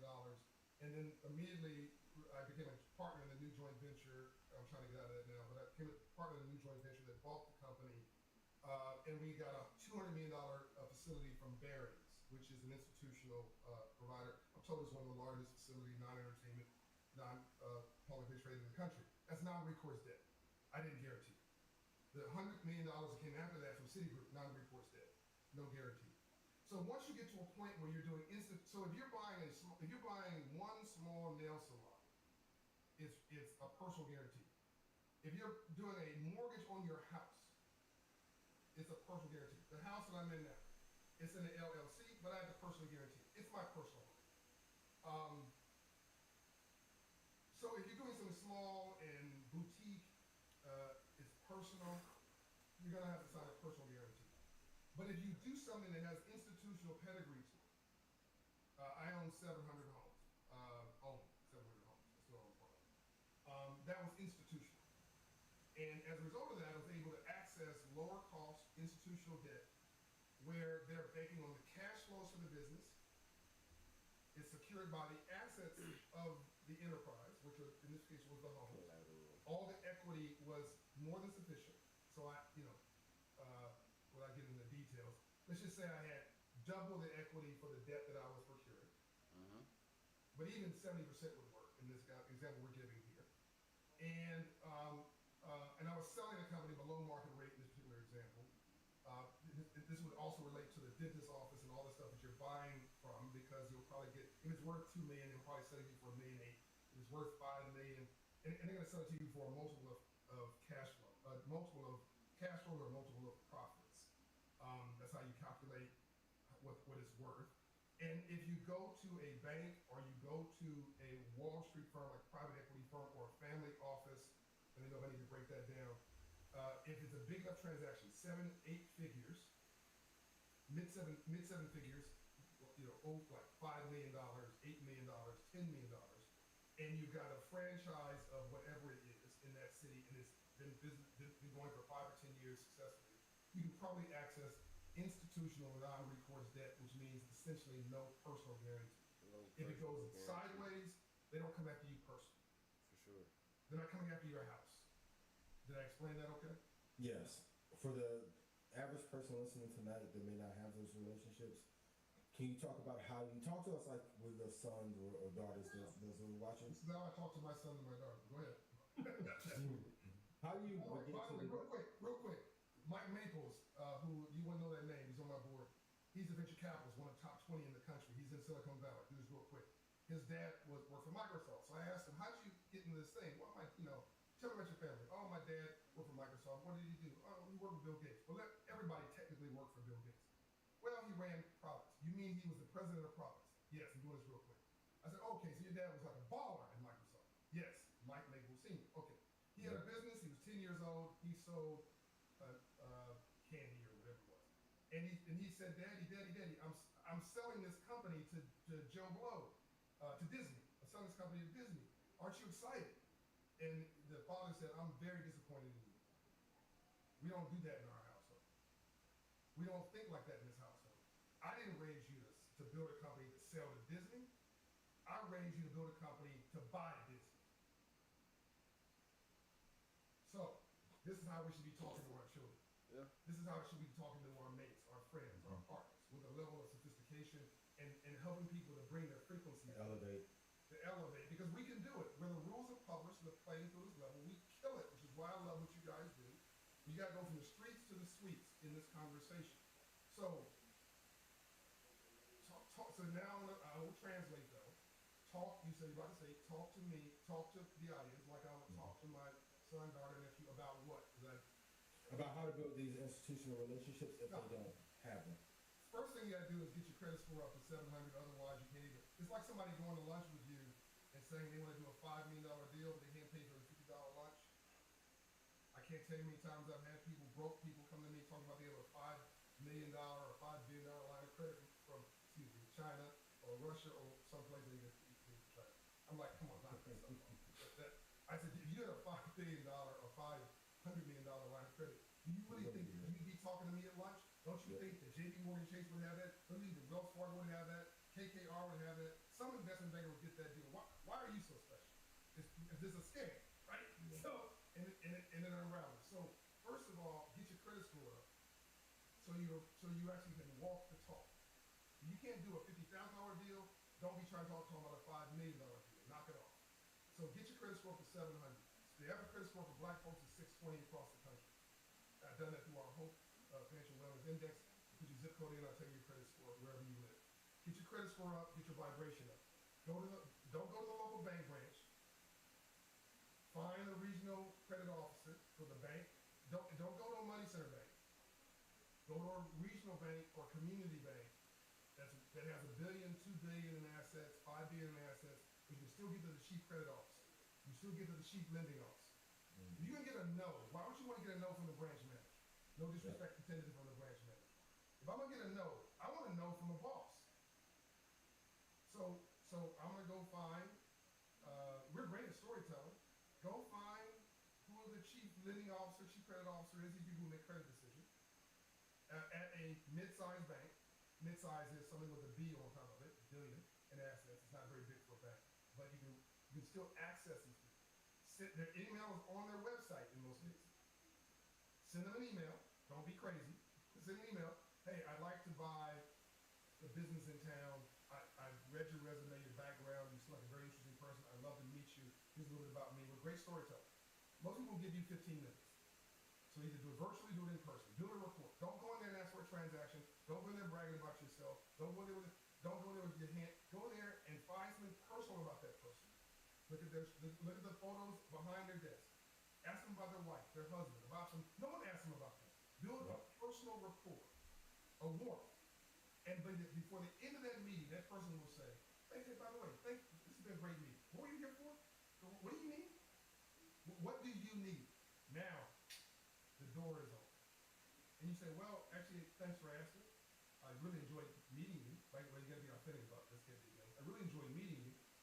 Yes, in addition to that, I'm trying to buy the dentist office or whatever. Okay, well, let's get you with somebody. Now, that's changed everything. Because this person's job is to say yes. The person in the branch manager, the person in middle underwriting, middle management at a corporation or a bank or a lender, their job is to say no. Why? They don't get fired for saying no. They get fired for saying yes to the wrong thing, so the answer is no. You need to go to somebody whose business it is to say yes. That's a C-suite executive. I'm just doing this quick because we don't have a lot of time. So you go because again, I want to get a no from the top. So relationship capital is everything. Why does somebody go to Harvard? Because Harvard's gonna make you 3 times more smart as a state university? No. It's because the class of 2025 at Harvard is gonna hook each other up for the next 50 years. Yeah. That's why you go to Harvard. Country clubs, fraternities, sororities, universities. It's a club. I can't mention where I was last week, but that's a club. You guys probably know what I'm talking about. You're not at home. Milken Conference, it's a club. Clinton Global Initiative, it's a club. You want to be part of that club. You want a relationship capital because they're going to hook up their friends. If you see a board of directors with all white 65-year-old men, don't assume that's racist. It might be discrimination. Discrimination is I'm discriminating against you to do something else. But if I grew up with these guys and went to college with them, we chased girls together and we lied together or whatever at school, and I need to hire somebody who's a treasurer. I'm the chief financial officer. I need a treasurer. Yeah. And I got 3 applications on my desk. One's black, intimately experienced. One's a white woman, intimately qualified, and then the third one's a white dude I went to college with who chased women, and he didn't tell me when I cheated on a test. Which one gets hired? This is the white male now. The third. Yeah. That's discrimination. It's not racism. By the way, that's the way the world works. If you have a barbecue, you invite black people to your barbecue. Are you racist? No. Are Are you discriminating? I mean, it's your friends. So you're doing what's comfortable with you. We got to break up the comfort and insert us. That's why I loved you guys going to China and Africa. I've been to 100 countries. You don't go, you can't know. So this AI thing and this capital markets thing and the financial literacy thing, which I believe is the civil rights issue of this generation, financial literacy and AI literacy is everything, 100%. These pieces, plus relationship capital, can transform Black America in 5 years. This is the third Reconstruction we're in right now, in my opinion. Mm-hmm. So, okay. So, with that being said, okay, well, let me ask you this, because I never really asked you about real estate. You, like you said, do you still own those properties? Or you said that you offloaded them? So I was a 100% owner. Okay. I built it from zero to $150 million. I was a 100% owner. I paid off $88 million of debt and equity, Christmas Eve 2021. I own 38% of the new joint venture. Mm-hmm. I was the largest shareholder. After I sold, so I sold it for less than it was worth. It was worth 150, sold it for 121. I was a 38% owner of the new joint venture.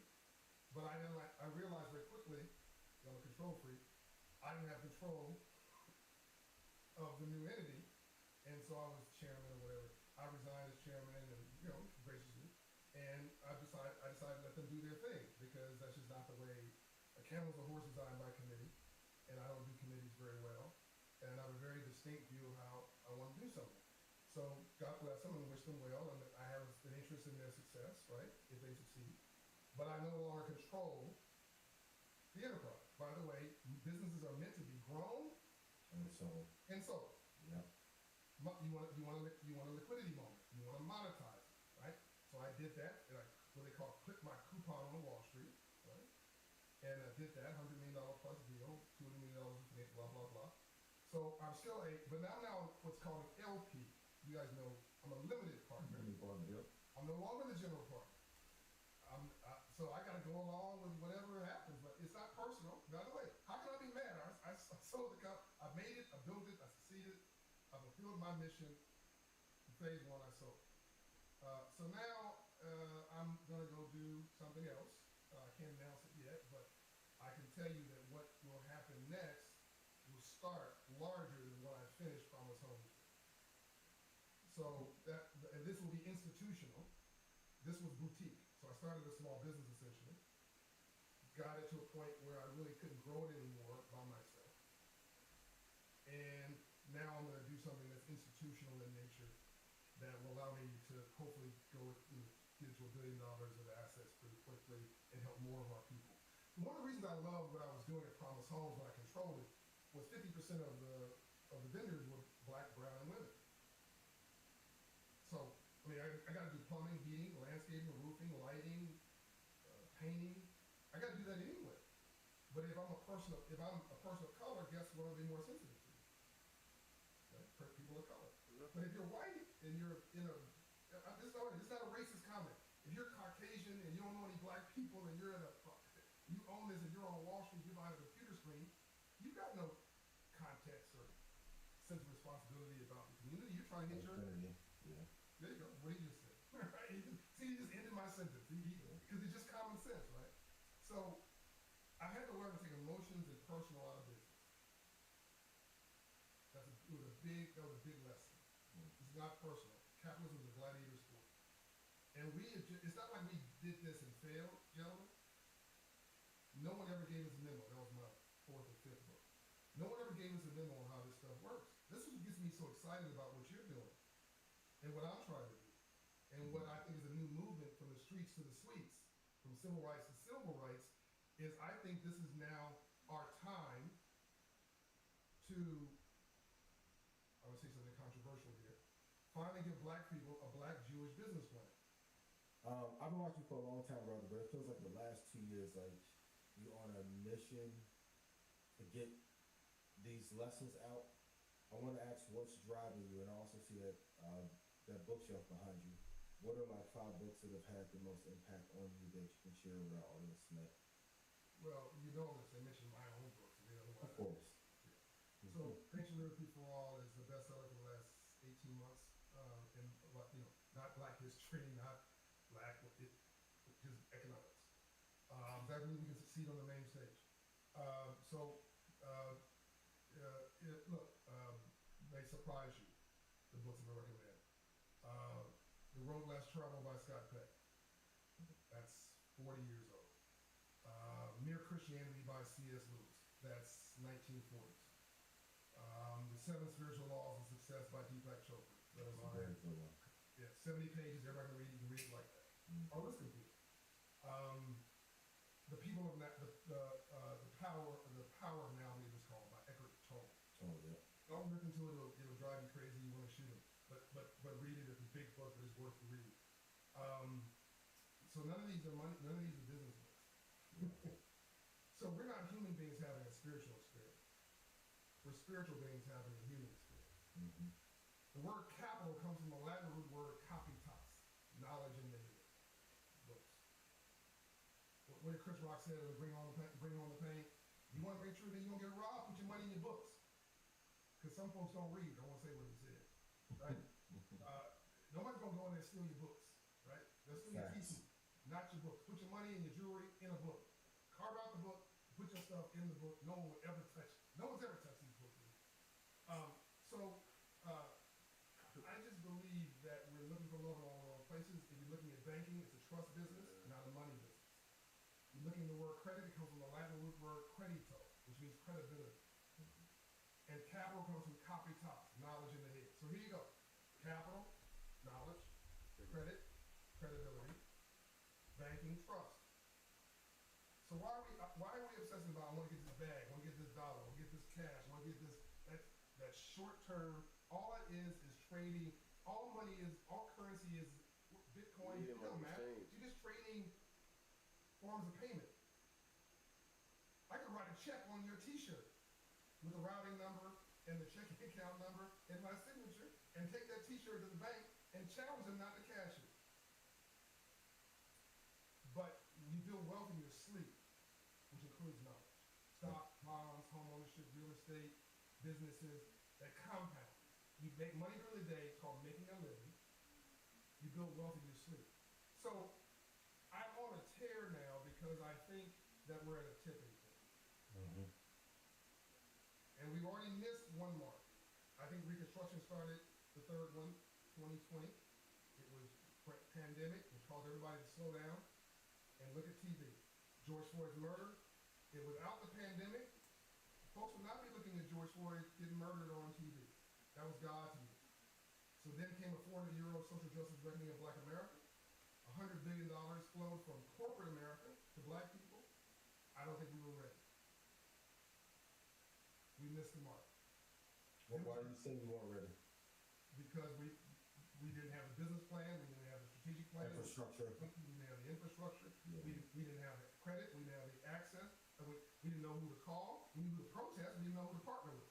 Right? And the folks who issued the press release, who called the folks with the press? Who called the people who issued the press release and said, "Here's my business plan"?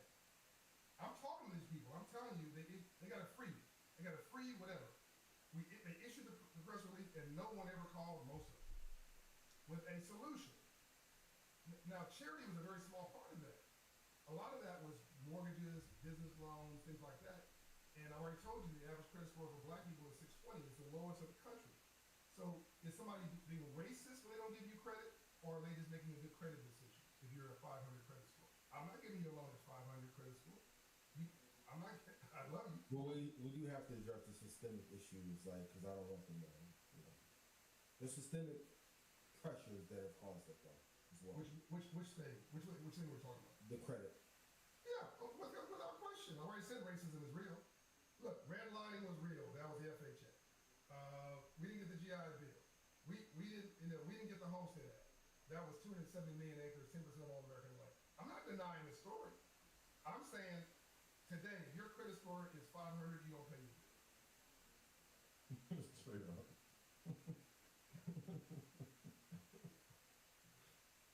Did I miss something? You're right. Did I miss something? At this point. Pookie didn't pay your car note. Don't be chasing the tow truck down the street, calling the person out. Did you 4 months behind or not?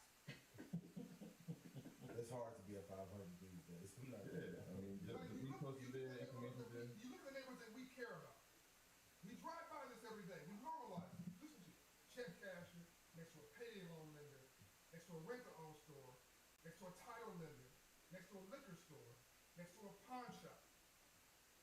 That's a 500 credit score neighborhood. And it's 15 minutes away from a 700 credit score neighborhood. By the way, Lincoln Park, 700 credit score, I think in Chicago. Garfield Park, 500 credit score neighborhood. 15 minutes apart. Yeah, 13 minutes, yep. I mean, Atlanta, I can do the same thing. LA, I can do the same thing. You tell me the city, 15 minutes apart. You live 20-year longer life, gentlemen. 15 minutes apart. You live to 61 years of age. You don't even get to Social Security.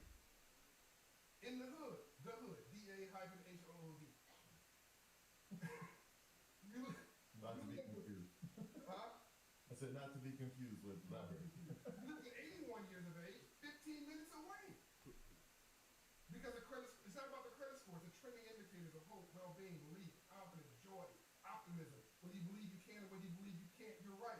I can't guarantee you to be positive and make you a success, but I absolutely guarantee you to be negative is going to make you fail. So when they have us depressed, distressed, pissed off, frustrated, upset, and focusing on anger, they won.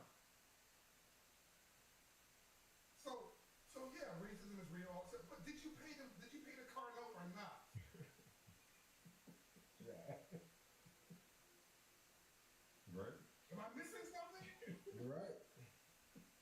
So you said, well, people are banks were racist. No, that was 1920. 1920, 1930, 1940, 1950. The family owned the bank, and yes, the family was racist. Look, now I own the bank. I own stock in Wells Fargo, Bank of America, Citigroup. I own all these.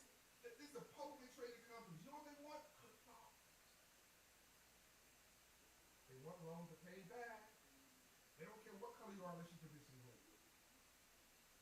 So I got so passionate I missed the dang old question you were asking. I think we got the point. I think we got the point, though. The mission that you've been on. You got the point. Yeah. I just think that, like, I just got to a point where I'm like, look, I don't care whether you like me or I like you.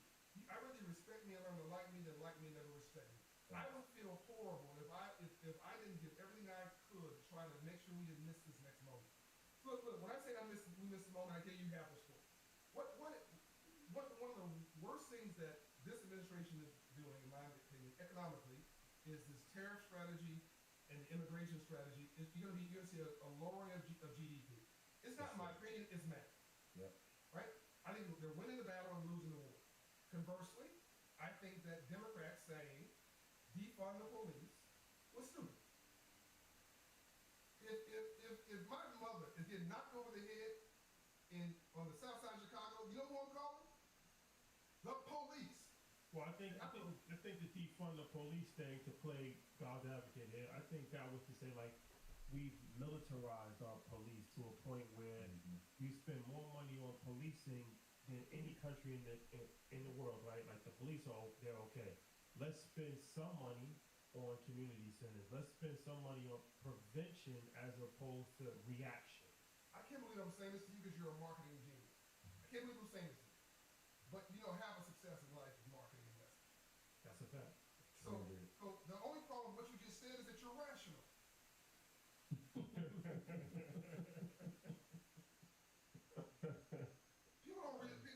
Markets don't respond to just facts. It's sentiment.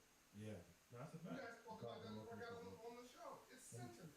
And narrative. Cryptocurrency is sentiment. Yep. Now Bitcoin's locking in, but a lot of these things were just crazy stuff. It's emotion. And so Dr. King was not just a brilliant preacher; he was a brilliant marketer. He wouldn't march before 10 or after 3 p.m. He needed the media not be pissed off and getting up early, and they needed to get that film to New York City before 6 o'clock news. He was a brilliant marketer. He knew how to frame the issue, and in March he had a beginning, a middle, and an end. And he actually wanted the white folks to win, just like he wanted black folks to win. You cannot have a situation where it's win-lose, not win-win. So yes, I agree with you about militarism. You know what? No police jacking me up at my house. In fact, when I go to a party, the police are directing traffic outside my house at my request. They couldn't be kinder. But you're also in a place of privilege. You're a very wealthy person. That's exactly my point. I'm trying to get us to a the hood, DA-HOOD, is exactly what you just said. I'm trying to transform the hood to the community. You know what an inner city is in Paris? Sorry, I just gave it away. In France, it's Paris. An inner city in the UK is called London. An inner city in Turkey is called Istanbul. And we are gold mines. Our inner city are gold mines. But we own 44% of homes. Black people own 44% of homes compared to 75% of our mainstream counterparts. Just buy the dang on house. Stop renting uptown people with money you don't have because people don't know about stuff that don't matter in a place that don't want you. Buy hood adjacent. Buy it, rent it, buy it, rehab it, and rent it, buy it, rehab it, and live in it. Build wealth in your own community, then hire the lawyer, hire the title company, hire the maintenance companies, and start creating an economic engine in our own communities, and then all of a sudden start demanding as a homeowner the police start doing the policing versus something else they're doing, which is praying or whatever it is. I agree with your analogy completely. By the way, poor whites have the same analogy, the 500 credits for neighborhood I just told you about poor blacks. So it's equal opportunity jacked up. Now, what I'm saying is that when we said defund the police, folks already have an opinion about us. It's not good. Markets already have an opinion about us. It's not positive. So when we say that, it's signaling a sentiment. What we have got to do is surprise people and say not just Black lives matter, Black capitalists matter. We've got to become capitalists at scale. We've got to become stakeholders. This country is center slightly right. I hate to break this to people. This is a capitalist democracy. And even if you want to distribute money like a socialist, you got to first collect it like a capitalist. Capitalist, yeah. The people running around talking about socialism are worth millions of dollars. I hate to break it to you. I don't want to name names, but I know their net worth. They're not giving their paycheck to the poor. They're not living in a tent. They got Chanel purses, town car services, car notes, mortgages. The people telling me not to own a home, own a home. Quite a few of them.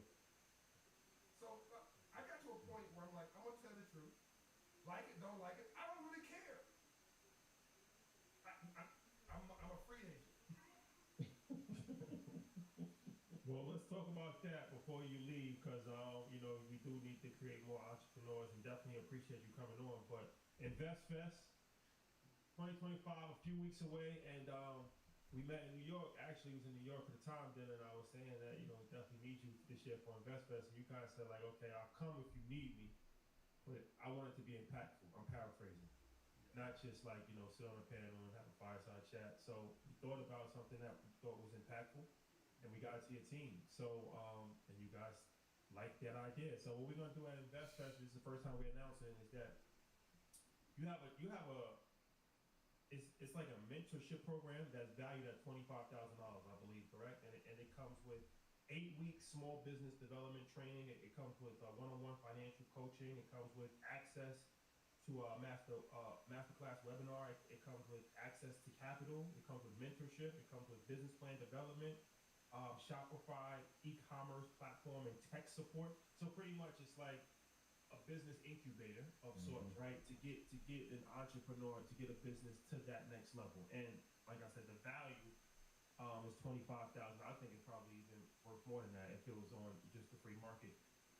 Okay, what we're gonna do is that we're going to have a competition. So at InvestFest. By the way, it also comes with 2 hours with an attorney, 2 hours with an accountant, 2 hours with a marketing professional, 2 hours with Shopify e-commerce executives. So you're right, it's worth well more than $25,000, and it is, and even if you have an existing business, you can have a sister business that's e-commerce. You can have a restaurant and an e-commerce sister business.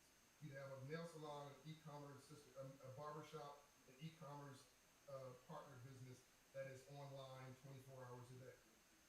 And so we're going to open it up to all entrepreneurs that's coming to InvestFest. You can go to investfest.com/Operation Hope Giveaway, but the tab is on investfest.com. Fill out the form. because there is a submission form, and some requirements that you have to meet. Like you have to be in business, I think, for 6 months. You have to have an LLC or some type of legal document to say that you actually have a business. But the winner is going to be 5 winners chosen, and those winners will make it to be on stage with Mr. John Hope Bryant himself, and it's going to be like a mentorship actually happening in real time, where they're going to tell him about business. He's going to give real time feedback, and then he's going to pick one of those 5 people. They're going to be like the grand prize winner, and they're going to get that whole mentorship package that we just talked about. So it's great opportunity for variety. That's more than 25,000 right there just to get the advice.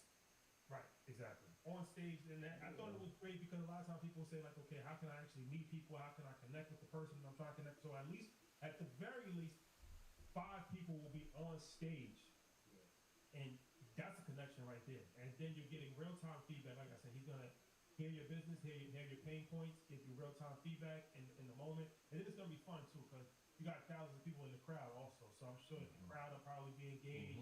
Intimate. And John's a great entertainer as For well. sure. That's an underrated quality that is important. It's important. You gotta be engaging and entertaining. So I'm sure he's gonna have fun with the crowd and gamify it. So man, this is really, really, really great opportunity for any entrepreneur. All you have to do is just go to investfest.com, fill out that information.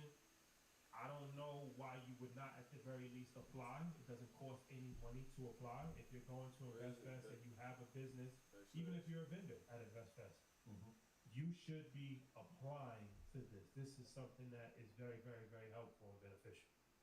So, first of all, I want to commend you, brothers, for doing this because it was a private conversation we had. No one would have never known if you guys said, man, that's too much work. Never mind. We were in New York. It was just you and me. Yeah. And we talked, just no one heard it. And I whispered in your ear, essentially. And I basically said, you guys don't need me. You got a baller alert. You got everybody named Mama coming to this thing. You know, and my wife's going. Everybody's going. Charlemagne's going. Everybody's going. You don't need me.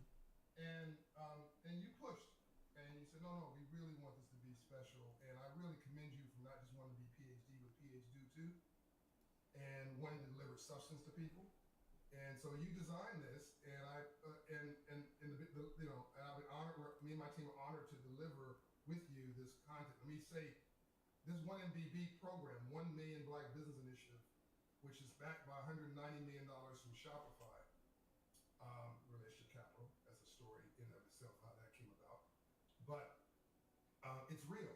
And we've created, nurtured, supported 450,000 black businesses since George Floyd's murder. There's only, I think, 3.2 million black businesses in America. So what's that? 10 to 12%, give or take. And so this is a very real thing. It's transforming for people. Shopify, after your first sale, they'll finance your second sale. And there's just so they'll give you a payment system. And they give loans. Shopify gives loans too. Yeah. Yes. Yeah, exactly. And avoids the credit score, by the way. Anybody doesn't like credit score? There's no credit score. They're saying if you made a sale, then they're willing to finance your second sale as you grow. And folks have created, our people have created multi-million-dollar businesses on this platform. I was on a show in, I think it was Roland Martin, and people were like, well, why is Shopify doing this? Like, what's the hitch? What's the catch? I'm like, they want more customers. Right? So 3% of their shops are black. They want 10% of shops that are black. I love that. I don't want charity or handouts if I can avoid it from anybody. I want a hand up, not a handout. And I think that's what we want. And this goes back to the original comment about relationship capital. Because I'm going to agree to meet, this is a bonus, separate from your conference. I'm going to agree to meet with all 5 of the selectees individually on a one-on-one meeting. I'm going to give each one of them 45 minutes in person if they want it, if they're not in town. And that's separate from the conference, and I'm happy to do that. And they're going to be now integrated with the Shopify world, e-commerce, goes back to AI, by the way, and technology. They're going to be integrated. They're going to meet lawyers. accountants, top professionals. They're gonna build a new culture. Because the other thing is also true, man, is that you hang around 9 broke people, you'll be the 10th. For sure. We have got to start getting better company. So I love that you guys are great. I don't know anybody else can do it. You're bringing tens of thousands of people together at one time on financial literacy. It's brilliant. And we should all be supporting that. We appreciate you, my brother. Appreciate it, my brother. Always fun, entertaining, and educational. For sure. Each and every time. Can I say one last thing? I want to clarify something. Somebody's going to say that I'm jamming up, Democrats or whatever. No, I'm just trying to tell you the truth so you can win. The president didn't win the last election. Democrats lost. That's my point. By a landslide. Yep. By a landslide. Many people just the third. Charlemagne told me there was a third candidate. It was the couch. Right? Yeah. People just sat at home. And what I'm saying is, if I don't want to talk out of school. I told somebody who matters that if they became the Bill Clinton. Yes, Bill Clinton. He had low unemployment, GDP high, surplus, not a deficit, a surplus. All the economics were going in the right direction. He could talk to the lowest of these, the highest of these. He was a capitalist. He was a capitalist Democrat, right? And my ideal politician is a Republican head and a Democratic heart. If we can just get back to that, why wouldn't Democrats embrace capitalism? I don't get this. Like, we're all living in this world of money, but we're acting like it doesn't. Do you think that it was Do you think that it was economic issues or more social issues? Because I felt like they ran on abortion, they ran on DEI. They like the Republicans did a good job of targeting emotional issues that their base really, like transgender rights, for instance, right? Like that, like they really, really hammered that, and the Democrats couldn't pivot away from it. But that doesn't even that affects probably less than 1% of the population. But that was like one of their main talking points. I don't think that they really targeted the economy too much. So I love this conversation. I love talking to you guys. You're so wicked smart, and I love that these like hard, good questions. There's triggering and there's transformation. We get confused and distracted by the triggering because we're an emotional people, and we get so wound up in the triggering we're missing the transformation. There's so much I could say, but I'm trying to consolidate. We don't have a lot of time. I'm happy to come back and have this conversation because I think this is a really important conversation. We missed this by a mile. I would, by the way, I encourage all of your viewers, listeners, to go watch on Netflix Mr. McMahon. It's a documentary about WWE. It's great. It is disgusting and amazing in the same breath. And by the 5th episode, you'll get an aha. By the 5th episode, you're like, oh my God, I figured this out. They turned this guy into a WWE character. Same suit, same shirt. Same suit color, same tie color. Same shoes, same hair color. Same pen, same place. Same with Floyd. Same with Mayweather. He up shape. Who you talking about? You said they Trump? I didn't want to mention his name. The presidential candidate turned into a WWE character. Billionaire, tough talking, underdog, always attacking the big dog, always, fighting for the out from the outside. This whole narrative. So by people talking about his character, talking about this and he's this and that, you're just feeding in to his narrative of the population he was really trying to get to. White men felt emasculated. He triggered that and then transformed. Poor whites felt left out. He said, I'm going to be here for you. The opposite of that is a trigger. That's DEI is a signal that says black people, urban America, got too much. So he's really talking to poor rural whites. I did credit score. I did analysis of all the swing states. They're all stuck in the middle. They're stuck in the middle, and they have too much a month at the end of their money. That was an economic liberation conversation for them. Why does a woman stay with an abusive man? If you have 3 children and the husband's abusing, why do they stay with him? Financial issue. Financial. Roof over your head, food on the table. Okay, he's abusing me, but he's taking care of my kids. I think that was a message from, again, I hope I'm probably saying too much, but I think that some women saw this guy and said, you know what, I don't like this, I don't like that, but economically I'm gonna be okay. It's a more viable option. Black men who didn't trust government in the first place said, well, I got a check from him before, financial illiteracy, Okay. because he was against it before until he was for it. He was against it, it passed, and then he's marketing, didn't put his name on it, and because we're not financially literate, we thought the check came from him. They said, well, at least I'm gonna get paid. That hasn't worked out very well now, has it? Latino men are traditionalists, and they think that their man should be head of the household. The last person they're gonna vote for in a traditional household, probably, is a woman. I'm just saying. Being honest. So this was like 10 ones equal 20 strategy. It was economic in nature, with triggering all over the place to get people to say, you know what, I don't like this, I don't like that, but I really don't like this other thing. And then we helped by talking about everything but I'm gonna improve your tabletop economics. I don't know how you get $9 trillion of money.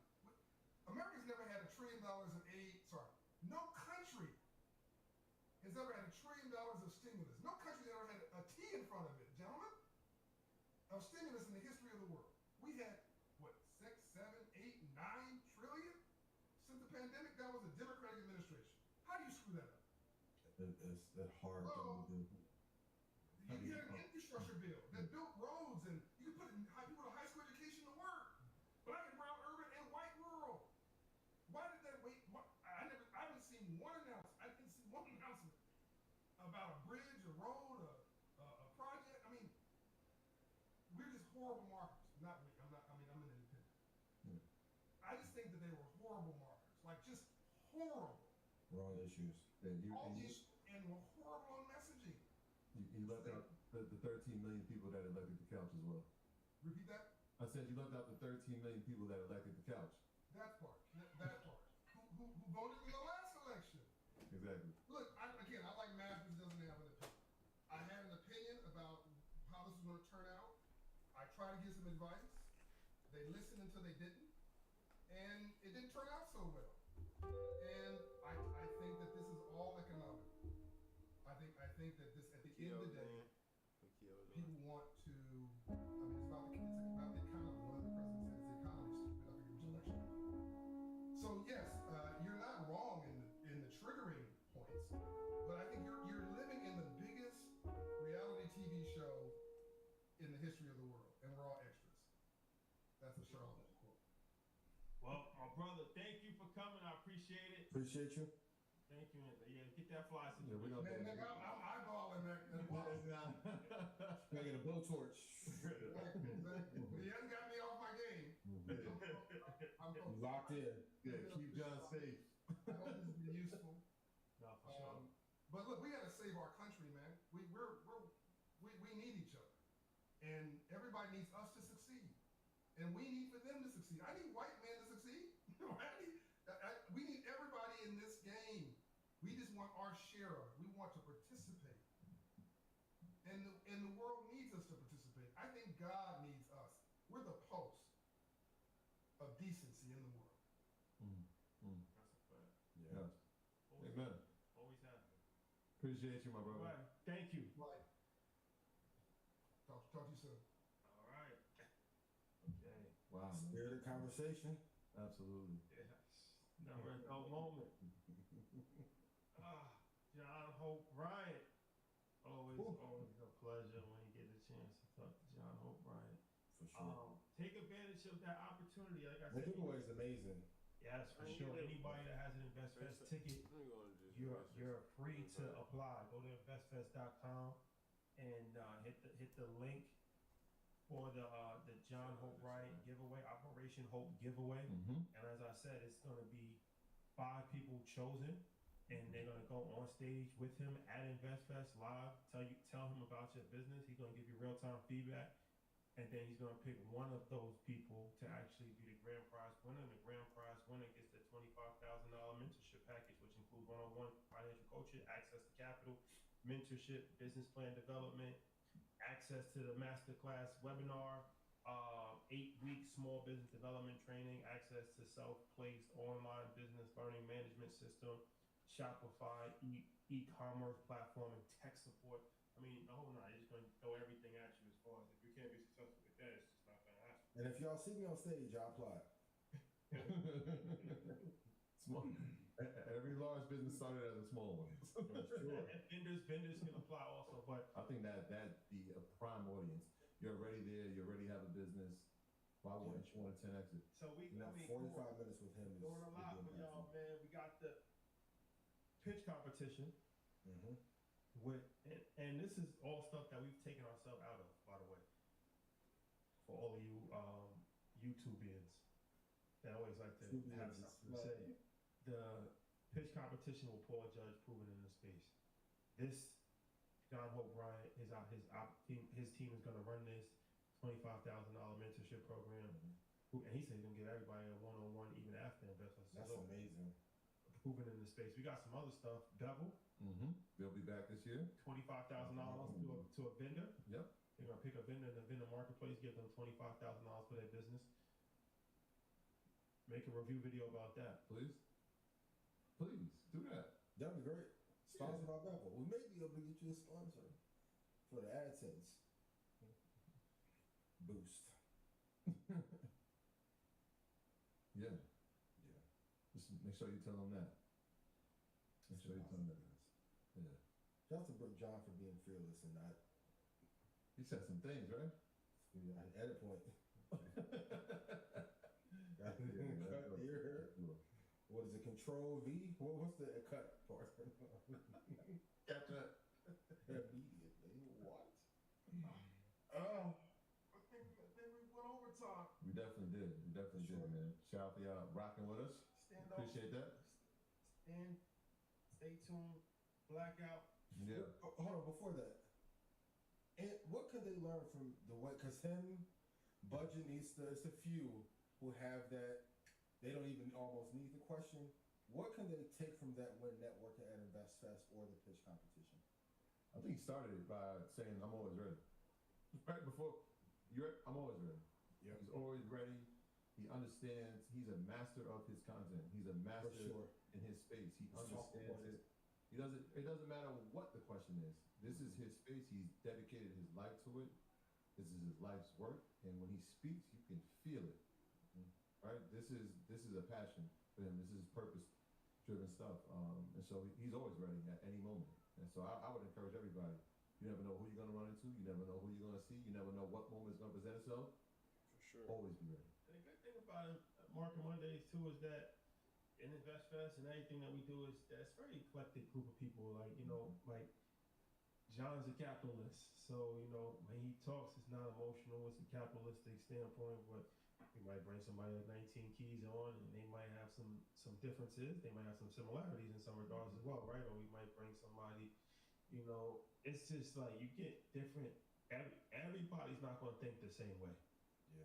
So it's up to you to take different things from different people and make your own life pieces, your life path out of. But you know, you gotta bring different people on from different walks of life. But definitely Blackout 10 o'clock.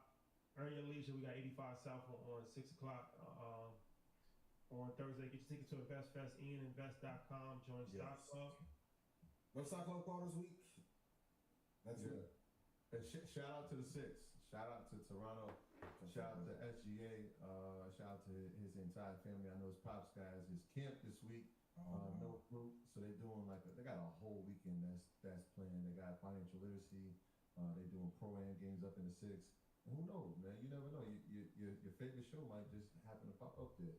So shout out to them, man. Shout out to all our team in the Six. Shout out to Danny who was on. Shout out to Danny. I saw Danny was on Blackout last week. Yeah, he was in Atlanta with y'all. Yeah, man.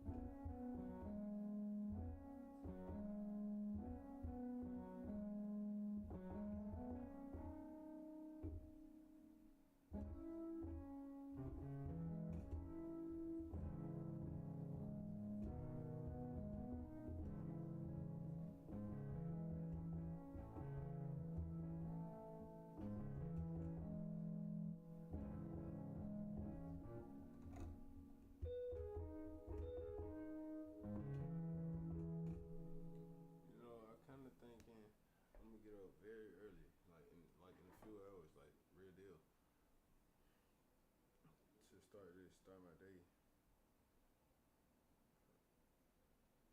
Alright.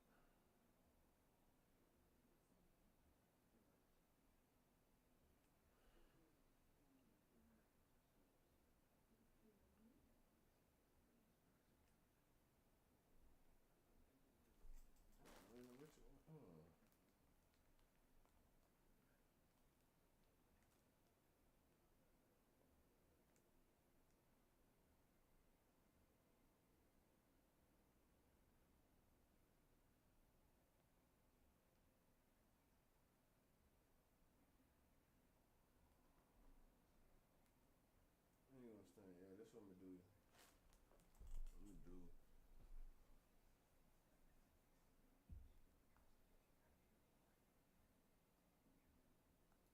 So I might. So when I like start it in the morning, I probably ain't gonna. I don't know if I'm gonna stream it.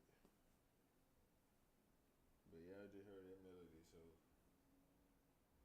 I mean that's basically how the melody gonna go. I'm gonna keep it in that key, and I'm gonna use the instrument for a melody. But I'm gonna get up early, like in a few hours, like real deal, real deal. And,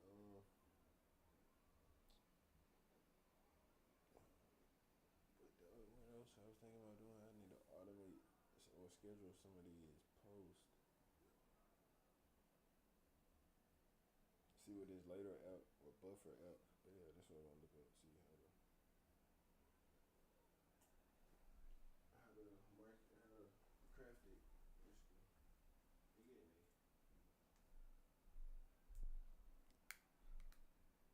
But we gotta get the ambition meter up too. Gotta get some more viewers. The community, the cultivated community. I guess we starting out small, but you get me. It's all good.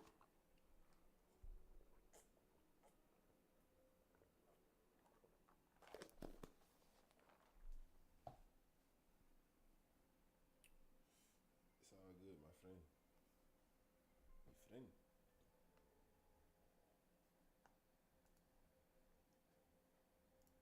Alright, infinity. Infinity. Infinity. Fly to infinity.